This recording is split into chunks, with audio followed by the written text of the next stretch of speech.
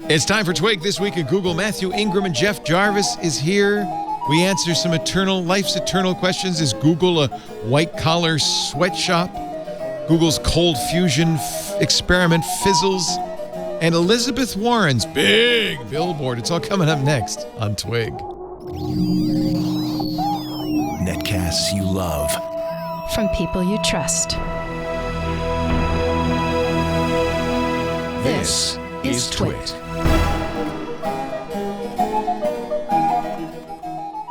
This is Twig, This Week in Google, episode 510, recorded Wednesday, May 29th, 2019.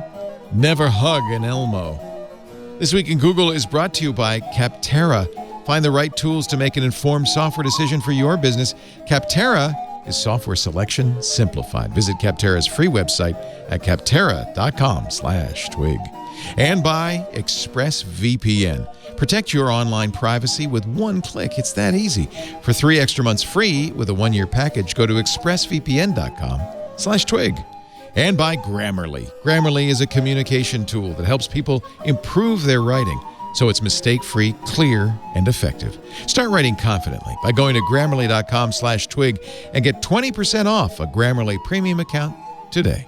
It's time for Twig This Week in Google, the show where we cover the Google-verse, which means everything, including Facebook, Twitter, and the president's tweets. Speaking of the president's tweets, here's Jeff Jarvis. He is a professor. How did Ari Melber put it last night? He said it perfectly, I thought. Professor of journalism at the Craig Newmark Graduate School of Journalism, something like that. Yeah, he didn't do the whole Tao professor for and didn't call you the whole segment over. Yeah, and it didn't call you former TV Guide critic either. That was somebody messing with you in the control room. I swear to God. Yeah. Anyway. Or just I'm on the list of who the hell is this guy? I don't know. I don't know. TV Guide, doesn't he? Yeah. Look him up. Google him. What does it say? Jeff, as always, welcome, buzzmachine.com. What would Google do? The books, many of them, at Jeff Jarvis on Twitter. Also with us from the Columbia Journalism Review, where he's chief digital writer, Mathew Ingram. Great to have you, cjr.org, and MATHEWI on Twitter. I always get confused, Mathew. What's the where do you get in trouble in the UK with the 2 fingers? Which way? Oh, yeah, because Churchill first did this, right? That's okay. Yeah. No, that's not okay. That's not okay. That's bad. So he did this first. Oh. And then, that means up your kilt. Yeah. And then this was the best part of The Darkest Hour was when the secretary sidles up to him and says, Mr. Churchill, I do not think that means what you think it means. And from then on, he did it that way. Yeah. V for victory. We were doing V for victory backwards for those just listening. Backwards is wrong. Forwards is right. Your hand should face forwards. The peace sign. You know the peace sign. Oh, yeah. Hey, I want to, before we get into the Google stuff, today is the 100th anniversary of a very seminal event in world history. In 1919, on this day, there was a total eclipse of the sun. But the reason it's important in world history is because observations made during that total eclipse confirmed Einstein's theory of relativity. Made him famous. And it literally made him famous. Yep. Because until then, it was like, oh, yeah, sure. He was a patent clerk. Yeah. Oh, that Al. He's always saying crazy things. But imagine, 1919, they proved that based on measurements from 2 different places on the Earth of the eclipse, they proved that relativity was correct. It was the bending of the light, I think. Yep, light bending. Pretty neat. Yeah. There, show that graph, Karsten, a little bit. Keep going. There you go. So the apparent location of the star was different than the actual location of the star because the sun bent the light. You wouldn't have been able to see that if you hadn't had the sun obscured, which, of course, in its corona, the light. Jeff, so how did that prove relativity? Well, he predicted light bending. He predicted that gravity would bend light. Bend the light. And everybody said, come on, Al. That's crazy. That's crazy. That's crazy talk. Weird Al Einstein, they called him up to that point. Verrückt. You saw that one, right, Jeff? You remember that? I think you probably wrote it up in whatever the Tribune, the New York Herald Tribune. All right, now we get on to the modern times. 100 years later, nobody doubts Einstein, but everybody doubts global warming. Meanwhile, tornadoes ravage the Midwest. And you in New York, well, I don't know if you got it in New Jersey. It's coming through in about 4 minutes, according to Dark Sky. Great. We're going to get a big storm. So Awesome. first time I can remember New York City getting a tornado warning. And we just did finished Windows Weekly. Paul Thurrott, who's in the lower Macungie Valley of New Jersey near Allentown, was on a standing alert during the entire show that a tornado could pass through. Oh, really? Yeah. Wow. And, of course, many died in Alabama yesterday. Missouri, devastated. Did you see the clip of the weatherman who was checking social media and people were complaining? They were pissed. They said, we're watching basketball. The Bachelorette. Oh, it was the Bachelorette? Yeah. And he was checking social media. He did a split screen, right? No, that was the other guy. No, so this was a too different guy. important for that. But he said he was checking social media and he said, we're getting complaints. Can't we go back to the show? And he just lost it. He was like, no, we can't go back to the show. People are going to die. This is a tornado. But Watch the show some other time. Paul's reaction, too, is, well, I don't know. I'm going to keep doing the show. I'm saying, Paul, go to the basement. Weatherman snaps on live TV. When you live in those places, maybe you get used to it. And so you think, so what? It's not that big a deal. Well, probably 9 times out of 10, you get a tornado warning, nothing happens. Yeah. It's pretty good video, by the way. Should we play that? Yeah, it's fun. Let's roll the clip, It goes up. Karsten. Can you do that? Do you have the capability, or should I do it? Something is technically... Twitter failed us. That's not a good sign. Twitter has failed us. I haven't seen a Twitter error message in a long time. That's... Yeah, where's the whale? That's... But that's the same... That's our friend, Ming... What's her name? I forgot what her name is, but...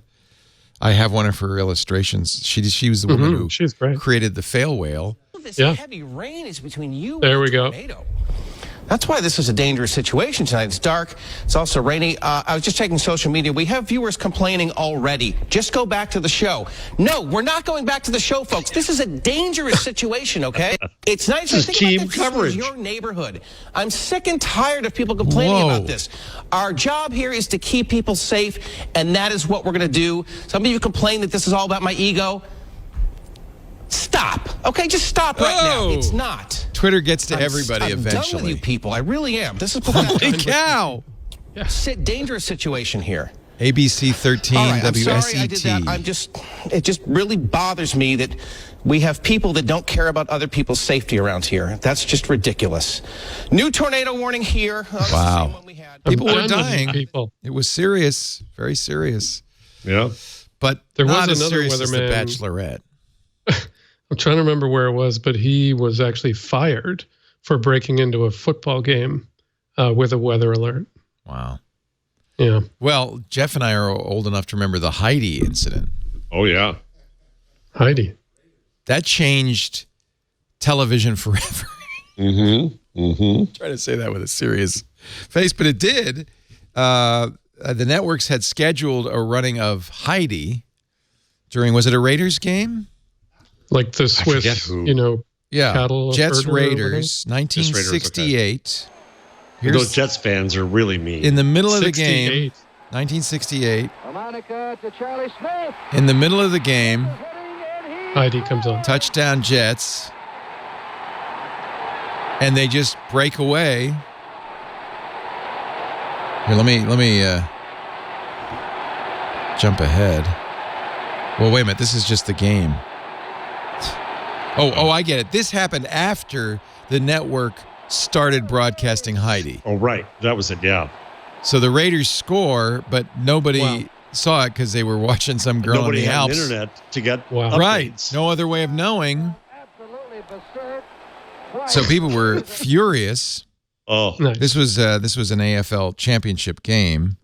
And of all things, Heidi. And then somebody in the YouTube comments says, "What the hell? I came here to watch Heidi." Not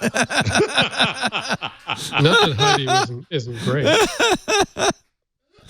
But after that, the networks were very loath to preempt anything for anything. The Heidi game, the world famous Heidi game. Wow. I was 6, I think. So I missed that. Yeah, I don't stop that. Will you stop that? He's just lording it over us. Just stop it. You guys born in the 70s, the 60s, whatever. Whatevs.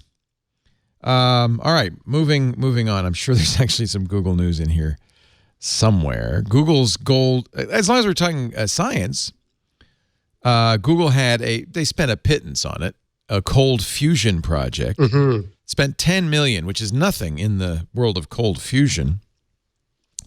They found no evidence whatsoever that fusion is possible at room temperature. Pretty conclusive. It seems like they came up. Why would they do that? Yeah.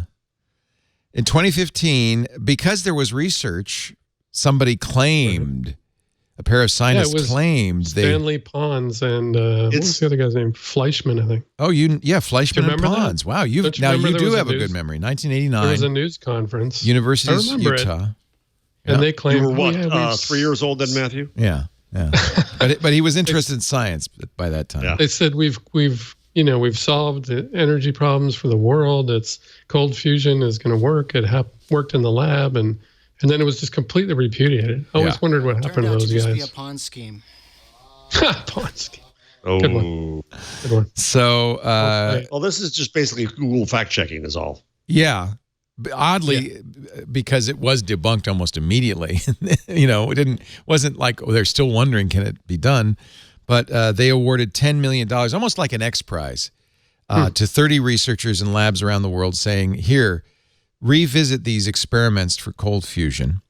Researchers published a dozen individual papers. In Monday's Nature, they sum up the findings of Google's investigation, saying no evidence whatsoever. But Nature, in an editorial, said Google's investment wasn't for naught. The project has produced materials, tools, and insights, such as calorimeters that operate reliably under extreme conditions, and techniques for producing and characterizing highly hybrided materials that could benefit other areas of energy and fusion research. But whether the spin-off benefits alone justify continued efforts and investment in pursuit of a probable pipe dream is another matter. Opinions are split. Now, kudos for Google, but $10 million to Google is nothing, right? Yeah. And I guess when you think about it, if they had actually found evidence, that would be pretty huge for Google. I mean, their power needs are massive. God, yeah. Oh, do you think they actually? What the heck? That was the real reason? Is that maybe we could use cold fusion in our server room? Okay. There was a bit of a tempest in a teapot yesterday. We saw that Google's new YouTube was apparently blocking Microsoft's new Chromium-based Edge. And people found the offending string that said, if it's Edge, don't play, say your browser's not compliant.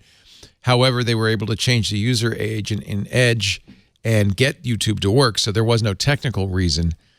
It apparently was a mistake because Google reversed the code and everything, and it does now work fine. So the question, a lot of people blamed Google, saying, see, we told you Google would never allow Microsoft to base Edge on Chromium. No. Even Paul Thurrott said, no, that's crazy. That was a mistake. It does seem like even if you were going to do that, you wouldn't be that obvious about it. Yeah. Like you wouldn't just put a line in saying, don't play if it's Edge. Right. It was kind of blatant. Yeah, that's pretty obvious. Easy to find even. It was an unobscured JavaScript. So, okay. Big article in the New York Times about Google's use of contract employees. I wanted you to address this a little bit, Jeff, because it's been my experience, this is very common practice in all Silicon Valley companies. Microsoft doesn't, and many companies don't hire employees. They hire firms who hire employees, and those contract employees save them a lot of money, although this seems pretty egregious. About half of Google's employment is contract employees. Yes, but let's a few things about this. One is others do it, right? Condé Nast did it. Vox has a union now, and there's a kerfuffle today about how they're hiring freelancers. But the thing I don't know about the Google story is, if it's the person delivering your groceries, should that be the same permanence as a software engineer at Google? If it's the person who's answering customer service, and I don't mean to degrade their work, but to a Google, they're more interchangeable. This doesn't it's say not much. just about saving money. It's about potentially what the relationship is. Now, there was a few years ago, security guards on campus were not Google employees. They were hired outside, and there was a kerfuffle, and they were brought on to staff. Well, let me just say something about that, because we have an armed guard, a security guard, Mo, who's great. You met him. Yep. Really great guy, former Marine, well-trained in the use of firearms, I might add. But we can't hire him because our insurance would go through the roof because he has a firearm. Right. And so we hire a security company. He works for the security company. I would like to have him in a twit cop uniform. I want a twit cop. I do. Yeah, that's a good idea. Maybe we should hire him just for that.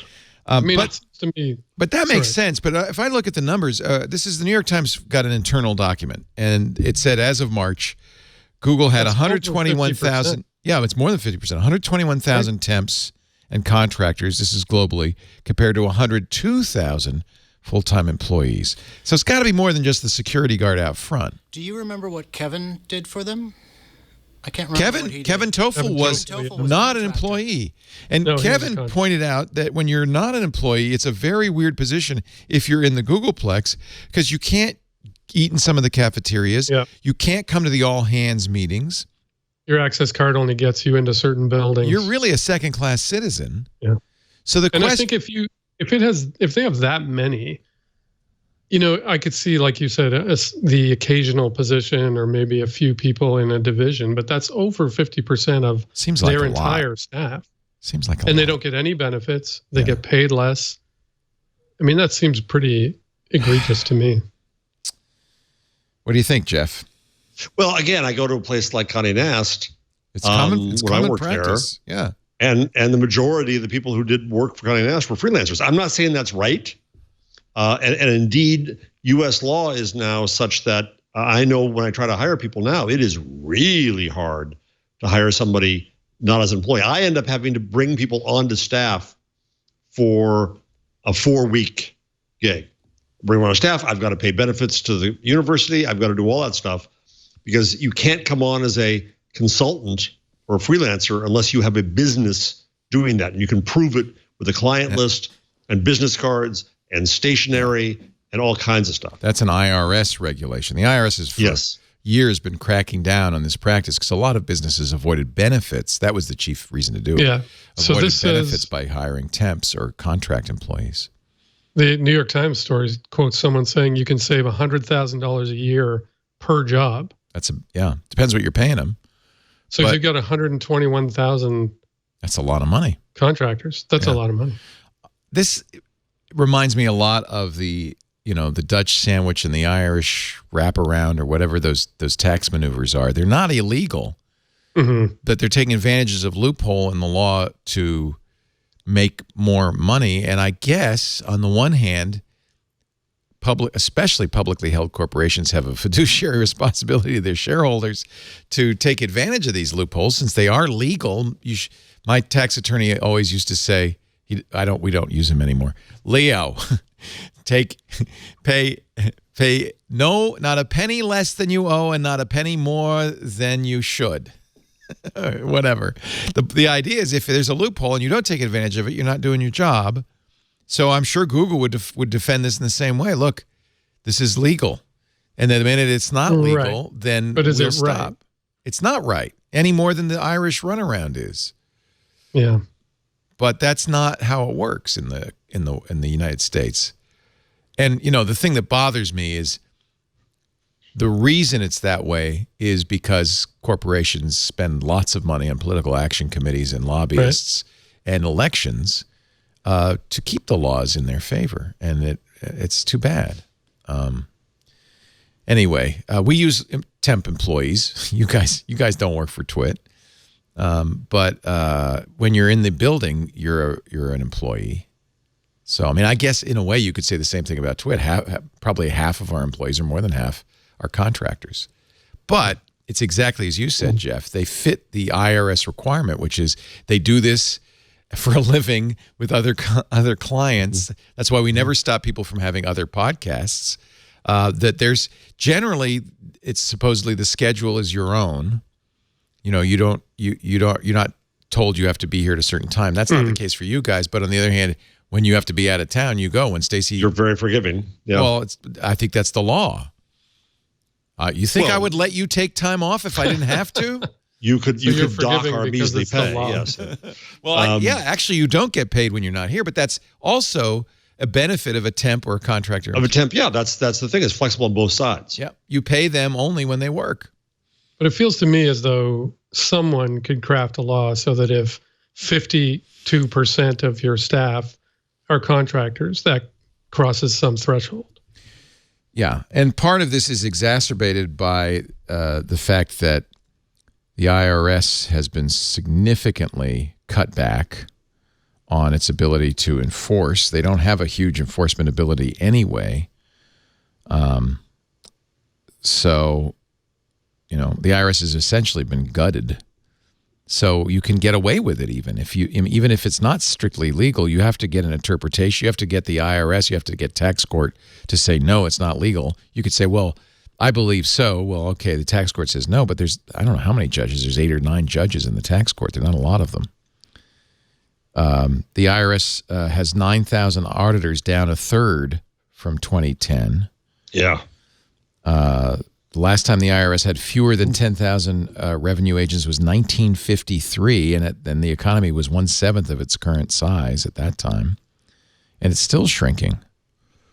The IRS conducted 675,000 fewer audits in 2017 than it did in 2010, a drop in the audit rate of 42%. So that's the other side of this, is if it's not enforced, you can. Right. I mean, there's clearly a case to be made. Oh, no, these are real contractors. And then if the IRS disagrees, they have to pursue it. And if they don't have the resources to do so, they won't. And the New York Times story says that about 10 years ago, it was only a third of employees. And now it's over half. Yeah. Well. But again, the kinds of functions that have been added. Yeah. They could be driving Waymo vehicles. Literally delivering groceries. Yeah. Right. Or content moderation or. Right. Yeah. I mean, same with Facebook and their content moderators. They're reportedly hired 30,000 of them. I think the vast majority are through contracted agencies, companies. Email messages about workplace security concerns that go to full-time staff are often not shared with contract workers. In a letter to Sundar Pichai, temp workers complained the company sent security updates only to full-time employees during that shooting at YouTube's offices last year. Contractors weren't told there's an active shooter. They were also. I wonder if they even had a Google email address. They probably had their own independent email address. They weren't on a company group. YouTube says that was an oversight. Yeah, well, it was. So yeah, I don't know what to make of this. They wouldn't be doing it if it weren't legal. Or at least if there weren't a reasonable interpretation that it's legal. But since that interpretation stands, unless the IRS there's always a fight it, about this. Yeah, this is a constant battle, I know.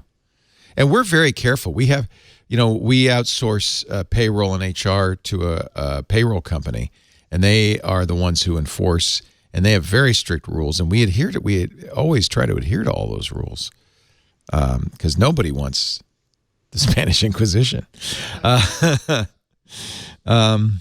Here's another, the New York Times blowing the lid off Google. We won't question their motives in all of this. But according to the Times, and this is a great article by Brian X. Chen, who we know well, he's been on our show many times, and Cade Metz, two really good tech reporters. A lot of times Google Duplex uses humans. In fact, maybe more often than not. So that great demonstration where Google Duplex made a booking. Here's an example. So what Cade and Brian did is they went out and they made reservations, but they went to the restaurant ahead of time because they're the New York Times and said, "Look, we're going to do this. We just want to see what happens." Here's a Google Assistant call with the Loud Thai Kitchen. Hello, I'm calling to make a reservation for a client. I'm calling from Google, so the call may be recorded. Do you have anything available for Sunday, May 19th? Oh, yes, sir. And yeah, we would love to take your reservation. For how many people, sir? It's just for a party of 2. I'm sorry, can you repeat that? It's just for a party of 2. That's pretty good, right? For a party of 2, okay. And your name, sir? The first name is Cade, C-A-D-E. C-A-D-E, Cade? I'm sorry, C-A-D-E? Yep, that's correct. You got it. Oh, okay. And Cade, 2 people for... It's amazing, isn't it, what AI can do? Well, except that's a human. Except it's a guy, yeah. It sounded very real. They haven't invented Irish AI yet. No, I think it would use an Irish accent, but in this case, it was a human. Google later confirmed to our disappointment the caller had been telling the truth. He was a person working in a call center. The company said, Google said, about 25% of calls placed through Duplex start with a human. Mm. And in about 15%, a human intervenes. So somebody's always listening. We tested Duplex for several days, calling more than a dozen restaurants. Our tests showed a heavy reliance on humans. That makes sense, though, right? Out of 4 successful bookings, 3 were done by real people. It did sound good when it was a bot, but so wasn't Facebook M? Remember Facebook M when they had that was all humans kind of, too, right? Yeah, except they pretended to be AI, so they wanted you to think it was AI, but it was actually human beings. So they did the same in Northern California, and this was the only reservation that used Google AI all the way through. Hello, Barcelona, may I help you? Hello? Hello? Hi, I'm calling to make a reservation. I'm Google's automated booking service, so I'll record the call. Could I book a table for Tuesday the 21st? Okay. Hello? I'd like to make a reservation for a client. It's for Tuesday the 21st. Okay. Actually, how many people? It's for 10 people. I think the bot's doing pretty well. Okay, what time? Mm-hmm. At 7 p.m. 7 p.m., okay. I need a table for 7 p.m. Well, that was a giveaway. Okay, 7 p.m., okay. And then, is there any kids? I'm actually booking on behalf of a client, so I'm not too sure. Not too sure? Okay. Good answer. It's pretty good. Okay, so please be on time at 7 p.m. on Tuesday, right? Yeah. Okay. I can put you in the reservation book, so see you on Tuesday. Oh, would you like the client's name now? Yes. Ooh. That was clever. The first name is Cade. Yeah. Okay, Cade. Okay, what is the last name? Last name, Metz. Matt, okay. The what bot is the pronounced Cade's name number? properly. The human did not. So I'm impressed. Yeah. The restaurant's owner, Mr. Park, said everything was perfect. It's like a real person talking. Mm. And he was very impressed with how it handled the question about children and the kids in the party. That was impressive. Yeah. So this just seemed like a gotcha story. I think the problem here is that Google put a service out as a test before they had enough capabilities, so they had to supplement with people. I don't think it's I think it's a little bit funny, but I don't think it's any kind of shocking thing. I guess the issue is a lot of times tech companies will offer the moon. You know, they really want to do the sci-fi. Mm-hmm. Isn't this amazing? Mm-hmm. And it is always a little disappointing to know that it doesn't really work that well and that humans have to do, like with M and with this. Neither Google nor Facebook's really hidden this fact, but they also don't mention it. It's not like Sundar Pichai stood on stage and say, how about that Google? Now, by the way, half the time it'll be a human, but because I think I think this is the real complaint. And I would share this. Tech companies tend to oversell what they can do.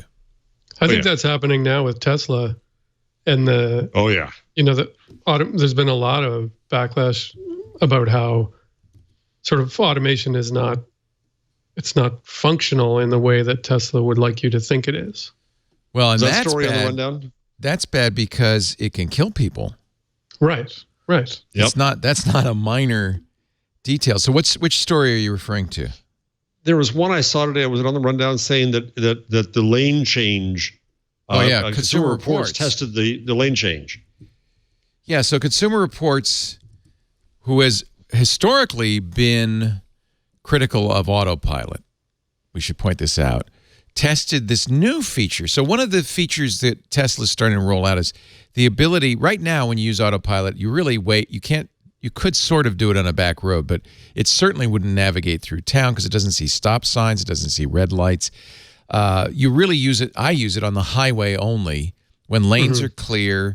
And you just want it to kind of, it's basically fancy cruise control. You just want it to stay in the lane. Is your family okay with that? No. Or do you do it on your own? Yeah, I wouldn't be. Lisa does not trust it. She believes that the car has several times tried to throw her into a guardrail.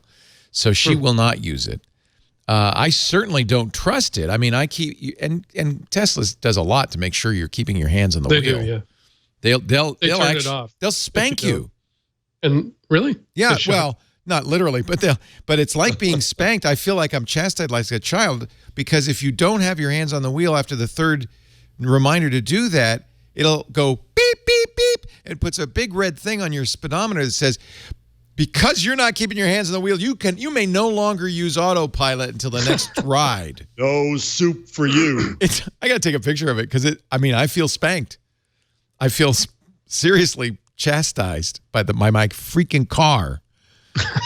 Gosh darn it. And my attitude is, I'm such a teenager. Well, you didn't tell me. What do you mean? Anyway, it does alert you. It says, put your hands on the wheel, show that you're using it. I always keep my hands on the wheel, but the way it's set up, which is unfortunate, is you actually have to torque the wheel a little bit. It's got a torque sensor. Some other cars, like the new Cadillac, has a capacitance sensor, so you don't have to turn the wheel for it to know you're there. It can feel your hands. But the Tesla, you have to kind of slightly jiggle the wheel, which is annoying. Ridiculous. It's ridiculous. Yeah. So you're sitting here, it's you're like driving. A kid. It's like old movies, like making believe you're driving. Yeah. Doing this, yeah. Yeah, you're going like this.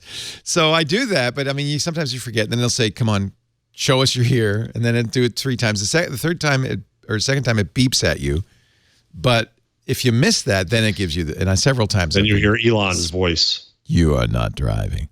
So in order to get the holy grail for Elon, which is not level 5, but maybe level 3, would be that you could, as you're leaving, turn on autopilot if you have navigation engaged, and it would get you to where you're going. So it would know how to get on the, turn left here. It would do all that. That is a long way off, but a step towards that is they've turned on a feature, not on my car, but on more modern cars with better hardware. Normally, when you're doing autopilot and you want a lane change, you do the turn signal. Theoretically, the car checks, it speeds up a little bit and changes lanes. It has been my experience that the car doesn't check well, so I never do it without looking first, and then I do it. Well, you can now turn it off and say, well, anytime you feel like it, you may change lanes. Consumer Reports says at least several times it did it at a bad time. It cut off the car behind it, or it broke state law. Didn't specify how it broke state law, but they said it's dangerous.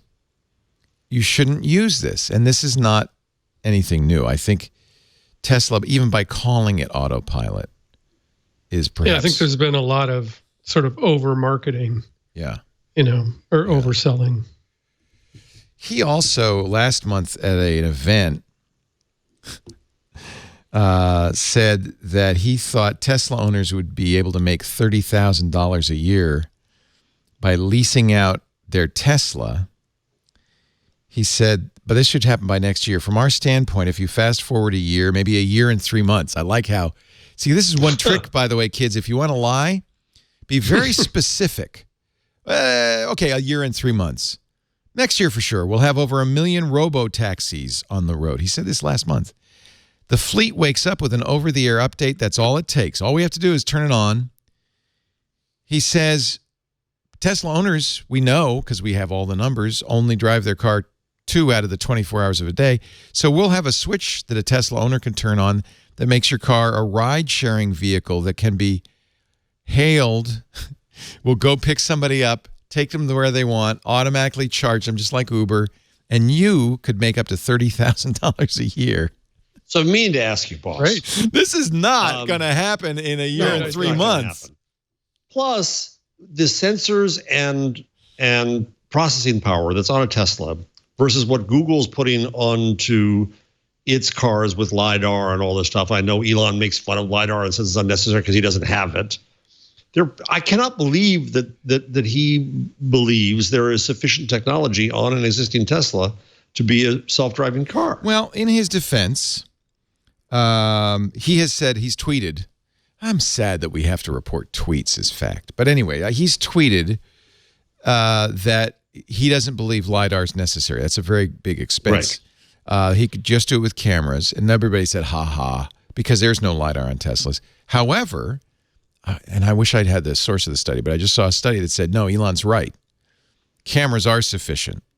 You don't have to have LiDAR if you have properly configured cameras. And by the way, Teslas also have some radar capability.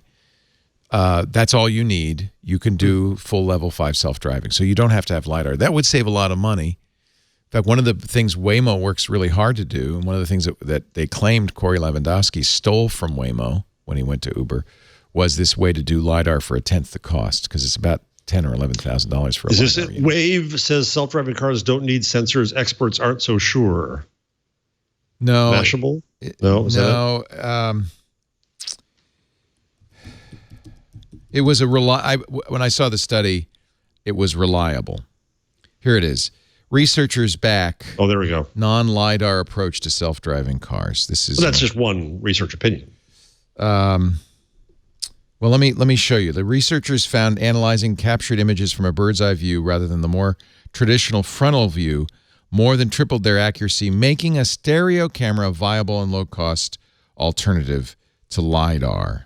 This is from Cornell, a paper called Pseudo-LiDAR from Visual Depth Estimation, Bridging the Gap in 3D Object Detection for Autonomous Driving. So because of that highly academic title, I believe them. If you say it in a British accent, it's all the title. It's gospel. Cornell researchers are saying the data they captured from stereo cameras was nearly as precise as LiDAR. So I think Elon has a basis for what he said. However, there's no way in a year and a half, 2 years, or even 5 years, this kind of autonomy, this level of autonomy, will be available to the owner of a Tesla vehicle. I'm sorry, that just can't possibly be true. Do you remember Summon? I have Summon on my car. But the initial description was you could be across town. Yeah, no. And then when you get it, they said, well, make sure your garage door's open. Right. And if you do Summon, it moves like a mile an hour. But I've never used it. I have it on my car. I suppose before I turn my Tesla back in July, I should probably try it once. Sure. But I'm afraid. I don't want to. I've seen too many Reddit reports of Summon bashing into the garage door or the side of the wall or whatever. You got a 3-ton vehicle, even if it's moving at a mile an hour, if it hits something, it's going to hit it. And it might put, might bruise you. Put a dent in it. By the way, if Tesla owners turn their cars into robotaxis and they kill somebody, who's responsible? He says, Musk says, well, we would be. Tesla would be. Not the car. I hope so. Yeah. He says, but the right thing to do is make sure there are very few accidents. He also at one point said, we're going to put a more aggressive lane change feature in, and there might be some fender benders, but it'll be up to you whether you turn it on or not. Maybe a few. What's a few fender benders? I think we're more likely to get cold fusion next year than we are self-driving Teslas, but who knows? Elon, you know what? Since we're bashing Elon, let's praise him for SpaceX and these satellites that they put up. This was pretty incredible, right? Although astronomers say Starlink could be a problem because with 12,000 low Earth orbit satellites, we're not going to ever be able to do astronomy again. Yeah, what's the event that Daniel? The Kessler Syndrome. Kessler Syndrome. Yes. So this is an astronomer in Georgia saw this. Remember, so just to recap, it was a week and a half ago now. So I figure you all know that SpaceX launched the first Falcon. Was it a 9 rocket with 60 Starlink satellites? Eventually, they hope to get 12,000 satellites in low Earth orbit and provide high-speed internet to every corner of the globe. Right after the launch, the satellites deployed. This is what a Georgia astronomer caught on video. Those are the satellites. Now they won't. They're not yet fully deployed, so they won't be all in a line like that. But if you have 12,000 objects that bright in the sky, astronomers are very concerned. They will only be visible at sunrise and sunset. Oh, so this is the sun bouncing. Yeah. Oh, all right. Yeah. And that makes sense. And he's already said, Musk has already said that the rest of them they're gonna coat with something non-reflective to reduce the reflective. Maybe maybe they'll have stealth satellites by then. But it's only when it catches the sun, right? So in the middle of the night, you'll be able to see stars, no problem. They, of course, are all autonomous. By the way, this is where autonomy becomes very important. And they have Krypton jets that they can realign their orbit because it's very important they not collide. It would more than double the number. I think it triples the number of satellites in orbit around the Earth. And the Kessler, there are 2,000 satellites currently in orbit. So I mean 6 times. 6 times more. Yes. There'll be 14,000 all. And that is one concern is the clutter, just the sheer volume. Well, that's where the Kessler Syndrome is a cause for concern. There's an astronomer back in the 70s who said, and there have been a number of science fiction novels based on this, if you were to have a collision and they would create more space debris, at some point you'd start having a lot of collisions. You'd have a kind of exponential increase in the number of collisions. And pretty soon the entire sphere would be surrounded by space debris to the degree that the planet would die. And if it didn't, the bigger problem would be you could no longer send anything into space because something would hit it. Yeah. Remember the scene in WALL-E? It's just like that. There are 7 Eves, which is a great Neil Stephenson novel. Eves. I was just thinking about that. Yeah, where the bits of the moon collide. And that's the Kessler Syndrome. Yeah.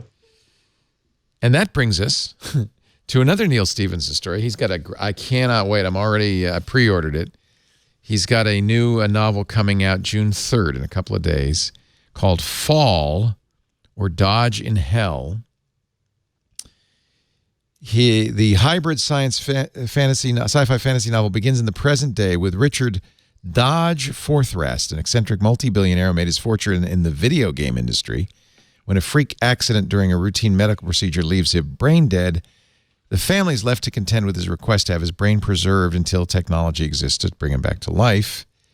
The near-future world of Fall is full of buzzwords and concepts we know: augmented reality headsets, next-gen wireless networks, self-driving vehicles, facial recognition, quantum computing, blockchain, and distributed crypto all feature prominently. Neil's always been great on that kind of stuff. In fact, his novel Snow Crash kind of presaged the metaverse, this whole idea of living in a... You know he was a consultant to Amazon, right? To Blue Origin. Yeah, still is. Yeah. Yeah. Wow. I didn't know that. Whether he does anything important, I don't know. So they asked him in an interview, this is, where is this? PC Magazine asked him, how would you describe the current state of the internet? Just in a general sense of its role in our daily lives and where that concept of the miasma, with characters in the novel refer to the miasma. That's the internet and social media. And he says, I ended up having a pretty dark view of it, as you can tell from the book. I saw someone recently describe social media in its current state as a doomsday machine, and I think that's not far off. We've turned over our perception of what's real to algorithmically driven systems that are designed not to have humans in the loop because, well, if humans are in the loop, they're not scalable. And if they're not scalable, they can't make tons and tons of money. Jeff, is that moral panic? Moral panic is more when you're blaming your problems on something than that. Yeah, it's not really when you're anticipating some dystopia. It's just dystopia. We kind of do. I mean, he's kind of right about this, that we've optimized the algorithms to such a degree. Does it count as moral panic if it's right? Maybe we should be panicking. That's Karsten, by the way. That voice, that ethereal voice we should explain. Voice of Harvard. Yeah, the voice of Harvard weighing in. Stevenson goes on to say, the result is the situation we see today where no one agrees on what factual reality is, and everyone is driven in the direction of content that's, quote, more engaging, end quote, which almost always means it's more emotional, it's less factually based, it's less rational. I think he's right. Yeah, kind of destructive from a basic civic standpoint. So number one, that's what media has done for 100 years. But it's never, but Jeff, it's never done it so well. It's worse now. It's never done it so well, so it wasn't a problem. Right. Two, research, and I constantly quote Rasmus Claes-Nielsen with the Oxford Reuters Institute for the Study of Journalism. Every time somebody says filter bubble, he says, sorry, can't find any studies that say there actually is a filter bubble. And he has plenty of studies that say that it's not. So this notion that we're sent to this thing that we already agree with and we dig into deeper, the research is not to date showing that. Not that it couldn't, but so far it has not. Now, okay, I take it back. It's moral panic. But I think his point about the algorithm prioritizing engagement is well, that's true. We know real. That's true. I think that's real. Yeah. And so that's exactly what media's always done. Right, but this is much, much bigger and faster and stronger than media has ever been. This is like and saying that's what media has always done doesn't mean it's good. Doesn't mean it's good because of cable news. My kids, people look at me funny when I let my kids walk to school. Yeah, right. Isn't that you are nuts? Don't you know there's stranger danger, Karsten? Yeah, the World Health is that. The World Health Organization on May 25th voted to add gaming disorder as an illness to their diagnostic manual, the ICD, a behavioral addiction.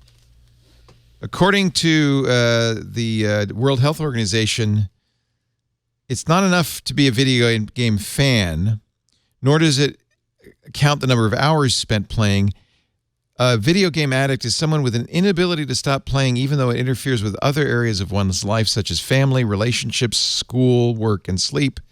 These problems would typically continue for at least a year. I think you could add Facebook. Next year, it'll be Facebook disorder, right? Although here's a solution from Joe Pinsker writing in The Atlantic. And I think it almost makes me want to go back to Facebook. How I try to defy the Facebook algorithm.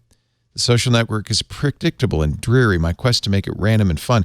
He says that because you follow friends and stuff, you end up in, it's not quite a filter bubble, but it sort of is. He had a term he used. Let me see if I can find it. But basically, you make everything kind of the same. So what he's done, and I didn't know about this, but there's apparently I guess it's a Chrome extension called Noisify, which it's a randomizer. It's a randomizer. It populates it adds noise to your Facebook activity. It does random searches, and then as a result, you'll start getting all sorts of random stuff in your feed, which he says is great. I actually did that on Twitter as well. I started following people who were interested in things that were completely different than the things I was interested in, or people who shared sort of random weird things, because I wanted to try and randomize the feed instead of seeing the same things all the time. So we need a new bumper sticker. Instead of saying subvert the dominant paradigm, it says, I don't know, subvert the dominant algorithm. Randomize your algorithms. I think this is kind of cool. The guy who wrote it, Max Hawkins, apparently also built a tool that had Uber drop him off at random locations. I read that one. Yeah. Well, I like that. Right? Because we always go to the same places. I like that. Then he built a tool that randomly picked Facebook events for him to attend, and he would go. Yeah. And didn't he randomize Spotify too? Yep. He tried listening to music picked randomly by Spotify, wearing clothes bought randomly on Amazon, growing out random styles of facial hair, and arranging phone calls with friends on randomly selected topics. Oh, and tattoos. He got a random tattoo. He got a random so he gets tattoo. a bunch of random junk. Got a random tattoo. He says, I was really worried it was going to be anime porn or something, and I'd be stuck with it for the rest of my life, but the computer selection was an abstract illustration of a parent and child. I super lucked out. But he got the tattoo. I don't know if I'd sort go. of an art project. We should, Carson, let's try to get this guy, Max Hawkins. I like him. I would love to see the tattoo, if nothing else. You can compare tattoos. My tattoo is not random. Dropped off randomly in different places. Yeah. And I bet his is better. Yeah. Every time I joined a group, Pensker writes, Facebook inferred that my new group mates were people like me. This is the algorithm at work, that I shared their interests. In other words, rather than being interested in them precisely because I do not. Rather than being interested in them precisely because I do not. Even in groups, Facebook's not designed to expand your social horizons. It's designed to surface things that are relevant to you and your offline peers. That's right, because you have the rest of the internet for doing all the rest. Right. The more one pushes back against personalization, the closer one gets to Max Hawkins' unfiltered, randomized extreme. And otherwise known as mass media. Yes. Just why don't we just go back to three channels? Why not just read the New York Post? Let's just go back to 3 channels. Yeah. There's a reason, he says, chat roulette doesn't have the same market share as Skype. My fellow serendipity seekers had started to feel that exhaustion, it turns out, even before I met them. Randomness is not the only reason. Yeah. Finally, he followed like a baby rats groups, and he would just get pictures of baby rats in his feed, which is a little unsettling, honestly. The article, How I Hacked Facebook, ends. It's certainly possible to battle the algorithms and discover new vistas from which to assess one's life, but the fight becomes wearying. After a while, the baby rats start to look like, well, baby rats. Meanwhile, back in the real world, we have a new ability to get true random number generation. Well, see, now that's a big deal. I'm putting that up right now. That's a big deal.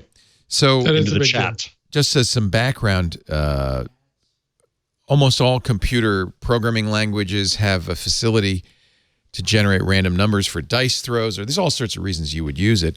But in every case, they're called pseudo-random number generators because it's very hard for a computer actually to create something random.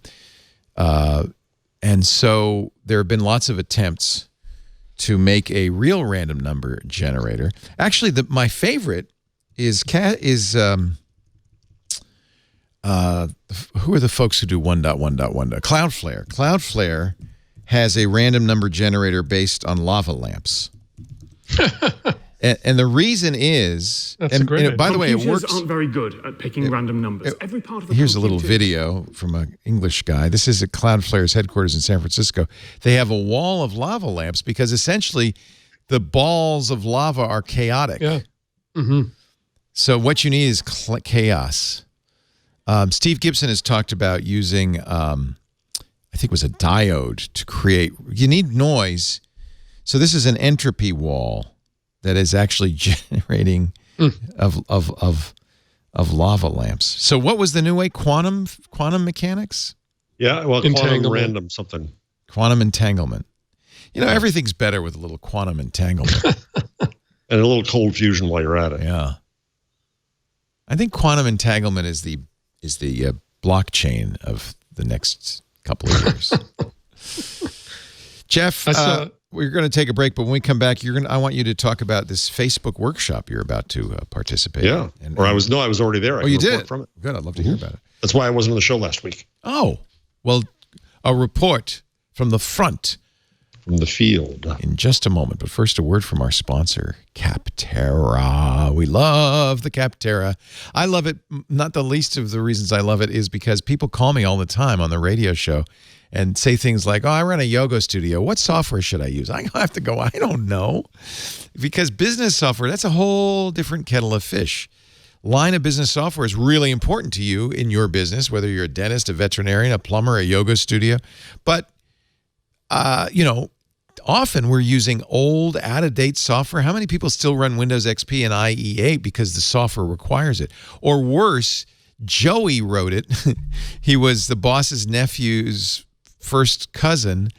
Joey has disappeared, but we're still using this software. No one knows how it works, and no one can fix it. People suffer. No need to. Go to Kaptara.com. Kaptara has tens of thousands of business programs in 700 categories. Some of the big categories like CRM, IT project management, e-commerce, link management tools, web conferencing, search engine optimization, and some more specific categories like yoga studio management. Choose the category you're looking for.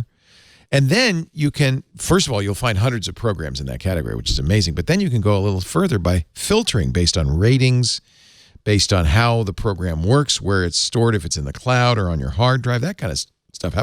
Whether you can make appointments, how many seats you can have, all of that stuff. Put them side by side. And then here's the best part about Kaptara. 900,000 real reviews from real users with 1,000 more every single day. That means you're going to get up-to-date reviews from actual users, and there's no better way to know if a program is right for you. It is an amazing, amazing website. And I kind of buried the lead. You'd pay a lot for that, right? It's free. Free! Absolutely free. No, not freemium, no, okay, now pay us. No, none of that. I hate that when that happens. This is free, and then they want money. Not at Kaptara. It is absolutely free. Go to Kaptara.com/twig. Kaptera.com/twig. I'm going to ask you a favor, though. Of course, you could just go to Kaptara.com, and I think most people do. But if you want to help support this show, use just that special URL. You'll get the same site, but that way they know you saw it here. Kaptera.com/twig. Kaptara is software selection simplified. We thank him so much for making This Week in Google possible. So, Jarvis, what was this workshop? So Facebook has held, I think, 5 workshops, they call them, on their oversight board proposal, which Zuckerberg talked about a few months ago, sometimes called their Supreme Court matter of appeal, but there's some debate about what it'll actually look like. So they brought together, they did, I think they've done them in Asia, they did them, the next one's in Berlin, they did this one in New York, and they invited 40 people, including me, academics, lawyers, civil society, critics of theirs were there. It was Chatham House rules, so I'm not supposed to say names. But that's good. Scholars. They had people who were unhappy. Oh, yeah. People have been publicly critical of Facebook. Good. And then the idea was to try to suss this notion of the oversight board. And as is Facebook's want whenever they do events, Mathew, were you at their local event in Denver, right? Mathew, you're muted. Is it you're us? Muted, Mathew. Oh. It's us. It's not us? No, it's me. Oh, good. Thanks. Yeah. Were you at that thing in Denver? Yeah. So they tend to overproduce things and fill up the schedule, and I think that was the problem with this one. But they took us through, interestingly, what all they do now to try to moderate content, and then took us through the oversight board. They gave us a nice little booklet, and in here, and they've already published this publicly, the draft charter for the oversight board. And then all of their current community practices, community standards, which amount to about 40 pages of statutes, basically. So what they want to do is have as many as 40 people onto a universal board with, they think, 3-person like appellate courts that would rule on things brought to the board. Clearly, there's an issue of scale here. Facebook gets 1 million reports a day of things. that it then has 20 offices working in 50 languages, 24/7 around the world, judging this stuff. And they judge it against the rules that they have. I read a really good legal paper in, I think, the Harvard Law Review by Kate Klonick, a really, really smart legal scholar, who quoted somebody else saying that what had happened with the platforms is they went from a standards-based structure to a rules-based structure. Standards are, that's awful, that's evil, we don't like that, that doesn't fit here, we shouldn't have that, we know it when we see it. But that's exactly what Pinsker says. Yep. That doesn't scale because that's humans. Rules that's humans. Scale. So rules scale, so they want rules. Yeah. But then the rules become ridiculous and the enforcement becomes ridiculous and you get problems like the napalm photo and child, yes. In danger, yes. Without clothes, yes. Off. So do you still need humans? Is that what the final? Well, they have humans. They have people in all of these offices doing this. And they have three legs of the stool. They have one division sets policy, one division is product, they make the tools necessary, and one division is operations, they enforce the rules. And then there are appeals possible now within that structure, but now they're looking at having an external board. And the good news is, well, all right, so one more thing. So the board's decisions would be final. Facebook could not appeal them in turn. Interesting. And they can't fire somebody from the board. I don't know how long I get it. So this is the point of the board, is have humans. Well, humans at a, but it's at a meta level. So then we also ask, we spend a lot of time asking, well, hold on, is this just about content takedowns according to the rules you have? Or is this about having an influence on policy?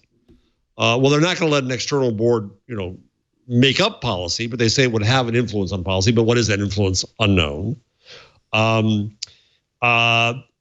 what what struck me is the sincerity of what they do. You talk to the people who are actually overseeing the enforcement of these rules. They gave us 2 case studies. The whole thing was Chatham House rule, which I presume everybody knows what that is. But for those who don't, you can take away any knowledge. You can't quote someone without their explicit permission, and you can't say that someone who was there without their permission.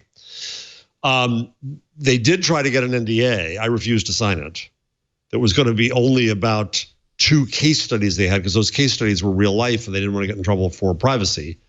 Instead, they didn't require the NDA in the end. They just made it off the record. Everybody agreed it was off the record. You wouldn't use anything from those 2 case studies. So they took us through those case studies, and then they had us say what we would think. And, the room was split on both of them. 60-40 splits. These are not clear-cut and easy decisions. And so they demonstrated that. I had to leave to go to Hamburg the night of the second thing, so I left before the very final discussion. And in the end, the problem here is, so in the working group I'm part of about internet regulation, which I've talked about in the show before, the one where we talked about the notion of starting an internet court to deal with matters of legality. This, in essence, becomes a court dealing with matters that are legal but undesirable. And that would be within the company or external to the company, but not in courts. So you end up having these layered structures of courts trying to enforce rules. It's all pretty complex. And the reason is, as you say, Leo, it's scale. Otherwise, you can't have an algorithm find something. You can't have staffs across the world. I don't see how that functions at the level of Facebook. I just don't see how I'm not sure either. I think what it does, Mathew, is it says that it is more of a Supreme Court in the sense that it says that they're not going to deal with nitty gritty appeals, but when they see an issue they want to rule on, it's almost like Supreme Court granting certiorari, that we think that this is off and we want to examine this and we want some more research about the impact of this. And we want to say, no, that decision is wrong. I think if you go back a few years, breastfeeding could have come to the court. Naked breasts are against the rules on Facebook, period, end of case. Women come and say, breastfeeding or breast cancer, wrong, no, or art. Oh boy! And Facebook says we don't know what to do, and then there's a court that rules that says no, breastfeeding is now okay. I would not want to serve, because I'll tell you what, you would end up being the scapegoat for everything Facebook did. Yeah. I thought so too, Leo. I asked a couple of really smart people in the room. One a major lawyer, one a kind of civil society person. I said, "Would you serve on this?" And they surprisingly, accepting conflicts and everything else, they both said, "Yeah." They found the challenge fascinating. Oh, it's a challenge. Oh, it's a challenge. But I wonder. I mean, yeah, I take it on face value. They're all very sincere at Facebook and all this. But in the long run, it's just a way of saying here. Well, okay. So here's this big steaming pile of deliciousness. Right. Somebody we don't want to deal with. Exactly. Or yeah, it's either outsourcing problems. It's a sincere effort to get input from outside the place and accountability. That's possibility one. Possibility two is it's outsourcing the problems and sloughing them off. Possibility three, it's just PR. It's all three. Not going to know. I guarantee I think you it's all three of those things. Yeah. It's all of those. So it depends on the mix. Yeah. Yeah. Now Zuckerberg can say, "Hey, it's not my fault." Problem solved. We asked our panel. Yeah. And by the way, it's interesting they chose such a large panel. 40 people. Well, if you're trying to do the whole damn world. It's large enough that it will never come to an agreement on anything. Well, no, you have three-person judges deal on a given case. Now, how do they get consistency across all of those? I don't know. So you have a tribunal. But this is also they had to do this to get diversity. Yeah. But who decides the three people? Is it lava lamps at Cloudflare's office? They haven't decided that. They haven't decided how to do that either. Mark decides. And that's an issue. Mark decides. So it's now meanwhile, at the same time, I don't think we've talked about the show yet. The French came out with their regulatory proposal, which I don't think we've talked about in the show, have we? It's actually very interesting. And I met the guy who was in charge of it.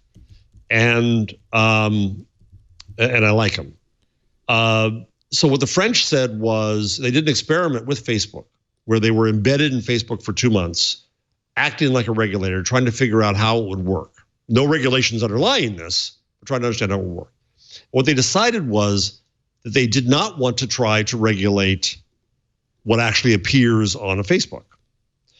Instead, they want transparency and accountability as to what Facebook warrants it will do and whether it is effective in doing that or not. And that's where they hold them accountable, which means that Facebook would have to have a set of rules that they have, a covenant with the public. Facebook would have to provide data to the regulator so the data could judge what they do. And the regulator could say, you're not doing a good enough job, you're not being accountable enough or transparent enough against what you said you would do. And what it would allow is for each service to have its own standards, which I think is smart. You're getting in the UK and in Germany, they're trying to get a universal standard across all services, which I think is a fool's errand. However, the French are only going to deal with the 3 or 4 largest services, with Facebook's companies, Google's, and Twitter's pretty much, and not deal right now with medium and small size. Well, of course, that's where the bad guys are all going to go. And so they're looking at it at a scale sense. Here's the diagram of how this works. Holy cow. I complimented the person on his PowerPoint skills. So simple. So you have a lot of work now. So one more point, and then I'll stop, which is a lie, but I'll promise you this. Just like Facebook, promise you. In the last meeting of the working group I'm on, what really hit me was a strong argument that none of these services should be trying, none of the governments should be trying to regulate content. That when you do that, you end up with forbidden speech. Danger, danger. Number one. Number two, from the content alone, you can't necessarily suss out the intent. And so you have a choice of regulating the actors, the behaviors, or the content. And the content may be evidence in some cases, but the belief of the group that I'm part of, which includes this French regulator, is that behavior is where you go. And so, because you look at the Nancy Pelosi video, right? People who are saying they should take it down because it's false. Well, that's a horrible standard. That's an awful standard. You don't want Facebook judging falsity. And there have been plenty of videos that slowed down Donald Trump to make fun of him and make him sound drunk, but tons of those. So is that content to be taken down? Well, what does that do to the public discussion? Is it instead a behavior that you say is not acceptable on a platform? if you're trying to manipulate people, the public discussion. That's hard. That's just as hard, if not harder, to do. That's what you're really trying to do. And in the end, all of these efforts are not trying to regulate platforms. They're not trying to regulate technology. They're trying to regulate human behavior through an intermediary. And it's the humans who are causing the problems here, not the technology. And you've got all these efforts. And part of the irony of this is very little of this goes to the source. What's happening now in Europe is that when the platforms take down something that is illegal, because in Germany, the platform must within 24 hours take down anything that is manifestly illegal. But what they're doing is they're taking it down under their community standards, and they're not reporting the illegal act to authorities. So all we're doing is regulating the intermediary and never going to the source of the illegal behavior. And we're trying to get rid of human behavior, but again, we're only doing it through the intermediary. All of which is to say, we ain't there yet. None of this makes sense. None of it. And there are these efforts by government to step in and say, in the case of the UK, we're going to get rid of illegal content, but we're also going to make you get rid of legal but harmful content. That makes zero effing sense. And so you talked earlier, Leo, about how the platforms try to convince you, or the technology companies try to convince you, we can deliver the world. Now the regulators are trying to convince you, we've come up with a solution. Right. Nobody has. End of rant. This editorial from the MIT Technology Review, actually it's not editorial, it's a story, but it quotes Media Lab researcher Hossein Darakhshan. Also known as Hodor, that came on before that. Spent 6 years in jail for blogging. What? He was the blog father in Iran. Oh, in Iran. Oh, good. Thank God not here. Okay. Also part Canadian. He calls it malinformation. In other words, this is like the Pelosi video. True information that's been subtly manipulated to harm somebody. I'm not fully happy with his final conclusion, which is Hodor agrees it's important to label videos that have been fabricated in some way. And by the way, I will give him standing since he was in Iran. He probably has a lot of experience with this. But he says the best solution is nurturing media literacy. That's where we always come down to, is we just need a smarter constituency. I think the point that is resilient. Yeah. Sorry. So Alexios Mantzarlis, who used to run the fact-checking network, mentions in that piece that the risk is if you say Facebook should take down a slightly manipulated video of Nancy Pelosi, then you really give them free rein to take down just about anything. If it's because it's not technically fake. Do you think that labeling it as they did was the right thing to do, Matthew? So my issue was with the labeling. I think they should have just said, this is a manipulated video. Instead, they said there's further reporting on this video, click here, which no one is ever going to do in a million years. But it is kind of up to the media, which they did. It's funny because we were talking about this before the show. When you were on Ari Melber yesterday, I think, was it you or Ari who said there were only 300 people who saw that video on Twitter initially. That was me, because that was quoting Biz Stone. But at Oxford, after the media picked it up, of course, everybody saw it. On the other hand, so that's one downside to media coverage. On the other hand, it was the media that was quick to say this was manipulated footage. It was slowed down to make her look drunk. I think that was probably what needed to be said. Also, it's worth noting that the other video, the one that Trump retweeted, the one where they cobbled together bits and pieces of her mumbling so that it made her seem senile. Right. That was created by Fox News, as far as I know. Yeah. So that's not Facebook's fault. Yeah. And they amplified it. You can't take it down. I remember Dvorak when he first got his Amiga video editing, the video toaster, he took Bill Gates's keynotes from Comdex, edited out everything but the gulps, because Bill, I guess, had a very audible swallowing. Nice. So it was a lot of all together. Now, that's funny. It's clearly manipulated. Right.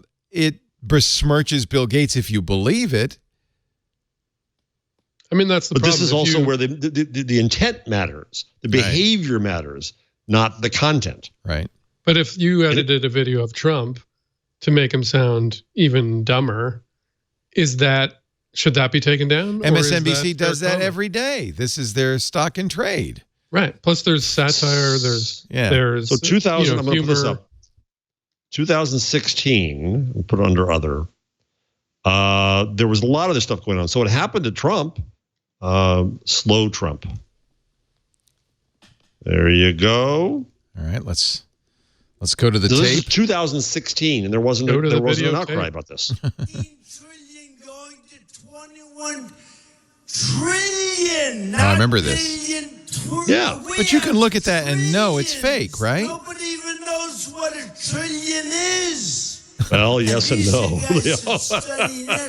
You know what? It's not that far They're off. So close to it. Did you ever get so close to a deal or a job that you don't really see it? I have to say, this is for the left as funny as the Nancy Pelosi video is for the right. It's the same thing. Yeah. So there was this outcry. We're heading toward a what do you call it? Lèse-majesté? How do you say that? Lèse-majesté. Lèse-majesté. Where people were basically saying, but it's the third most powerful person in the country, and they're making lies about her. Yeah, that's democracy. Welcome to. And lots of countries are trying to outlaw that. I mean, we should. Bolsonaro Remember and- Spitting Image, the British puppet show where they had all the world figures and made massive fun of them? Well, my favorite thing, Leo, now is that, honest to God, the British government tried to get McDonald's to stop serving milkshakes. What? Why? Because are the Euro throwing shakes? milkshakes at Nigel Farage. Oh, they were throwing. So they, honest to God, tried to outlaw milkshakes. That's was- where we are in society. That now. was only there was only they tried to get four them- places when he was Right. having a rally. Right. Wherever Farage is having a rally. Not like Near the rally. My thought on that is let them throw milkshakes. It could be worse. Yeah. So Burger Vice King actually then did a published- tweet saying we're still serving milkshakes. Then they got in trouble for it. So there's a milkshake freaking war. Vice published a recipe for how to make a good throwing milkshake.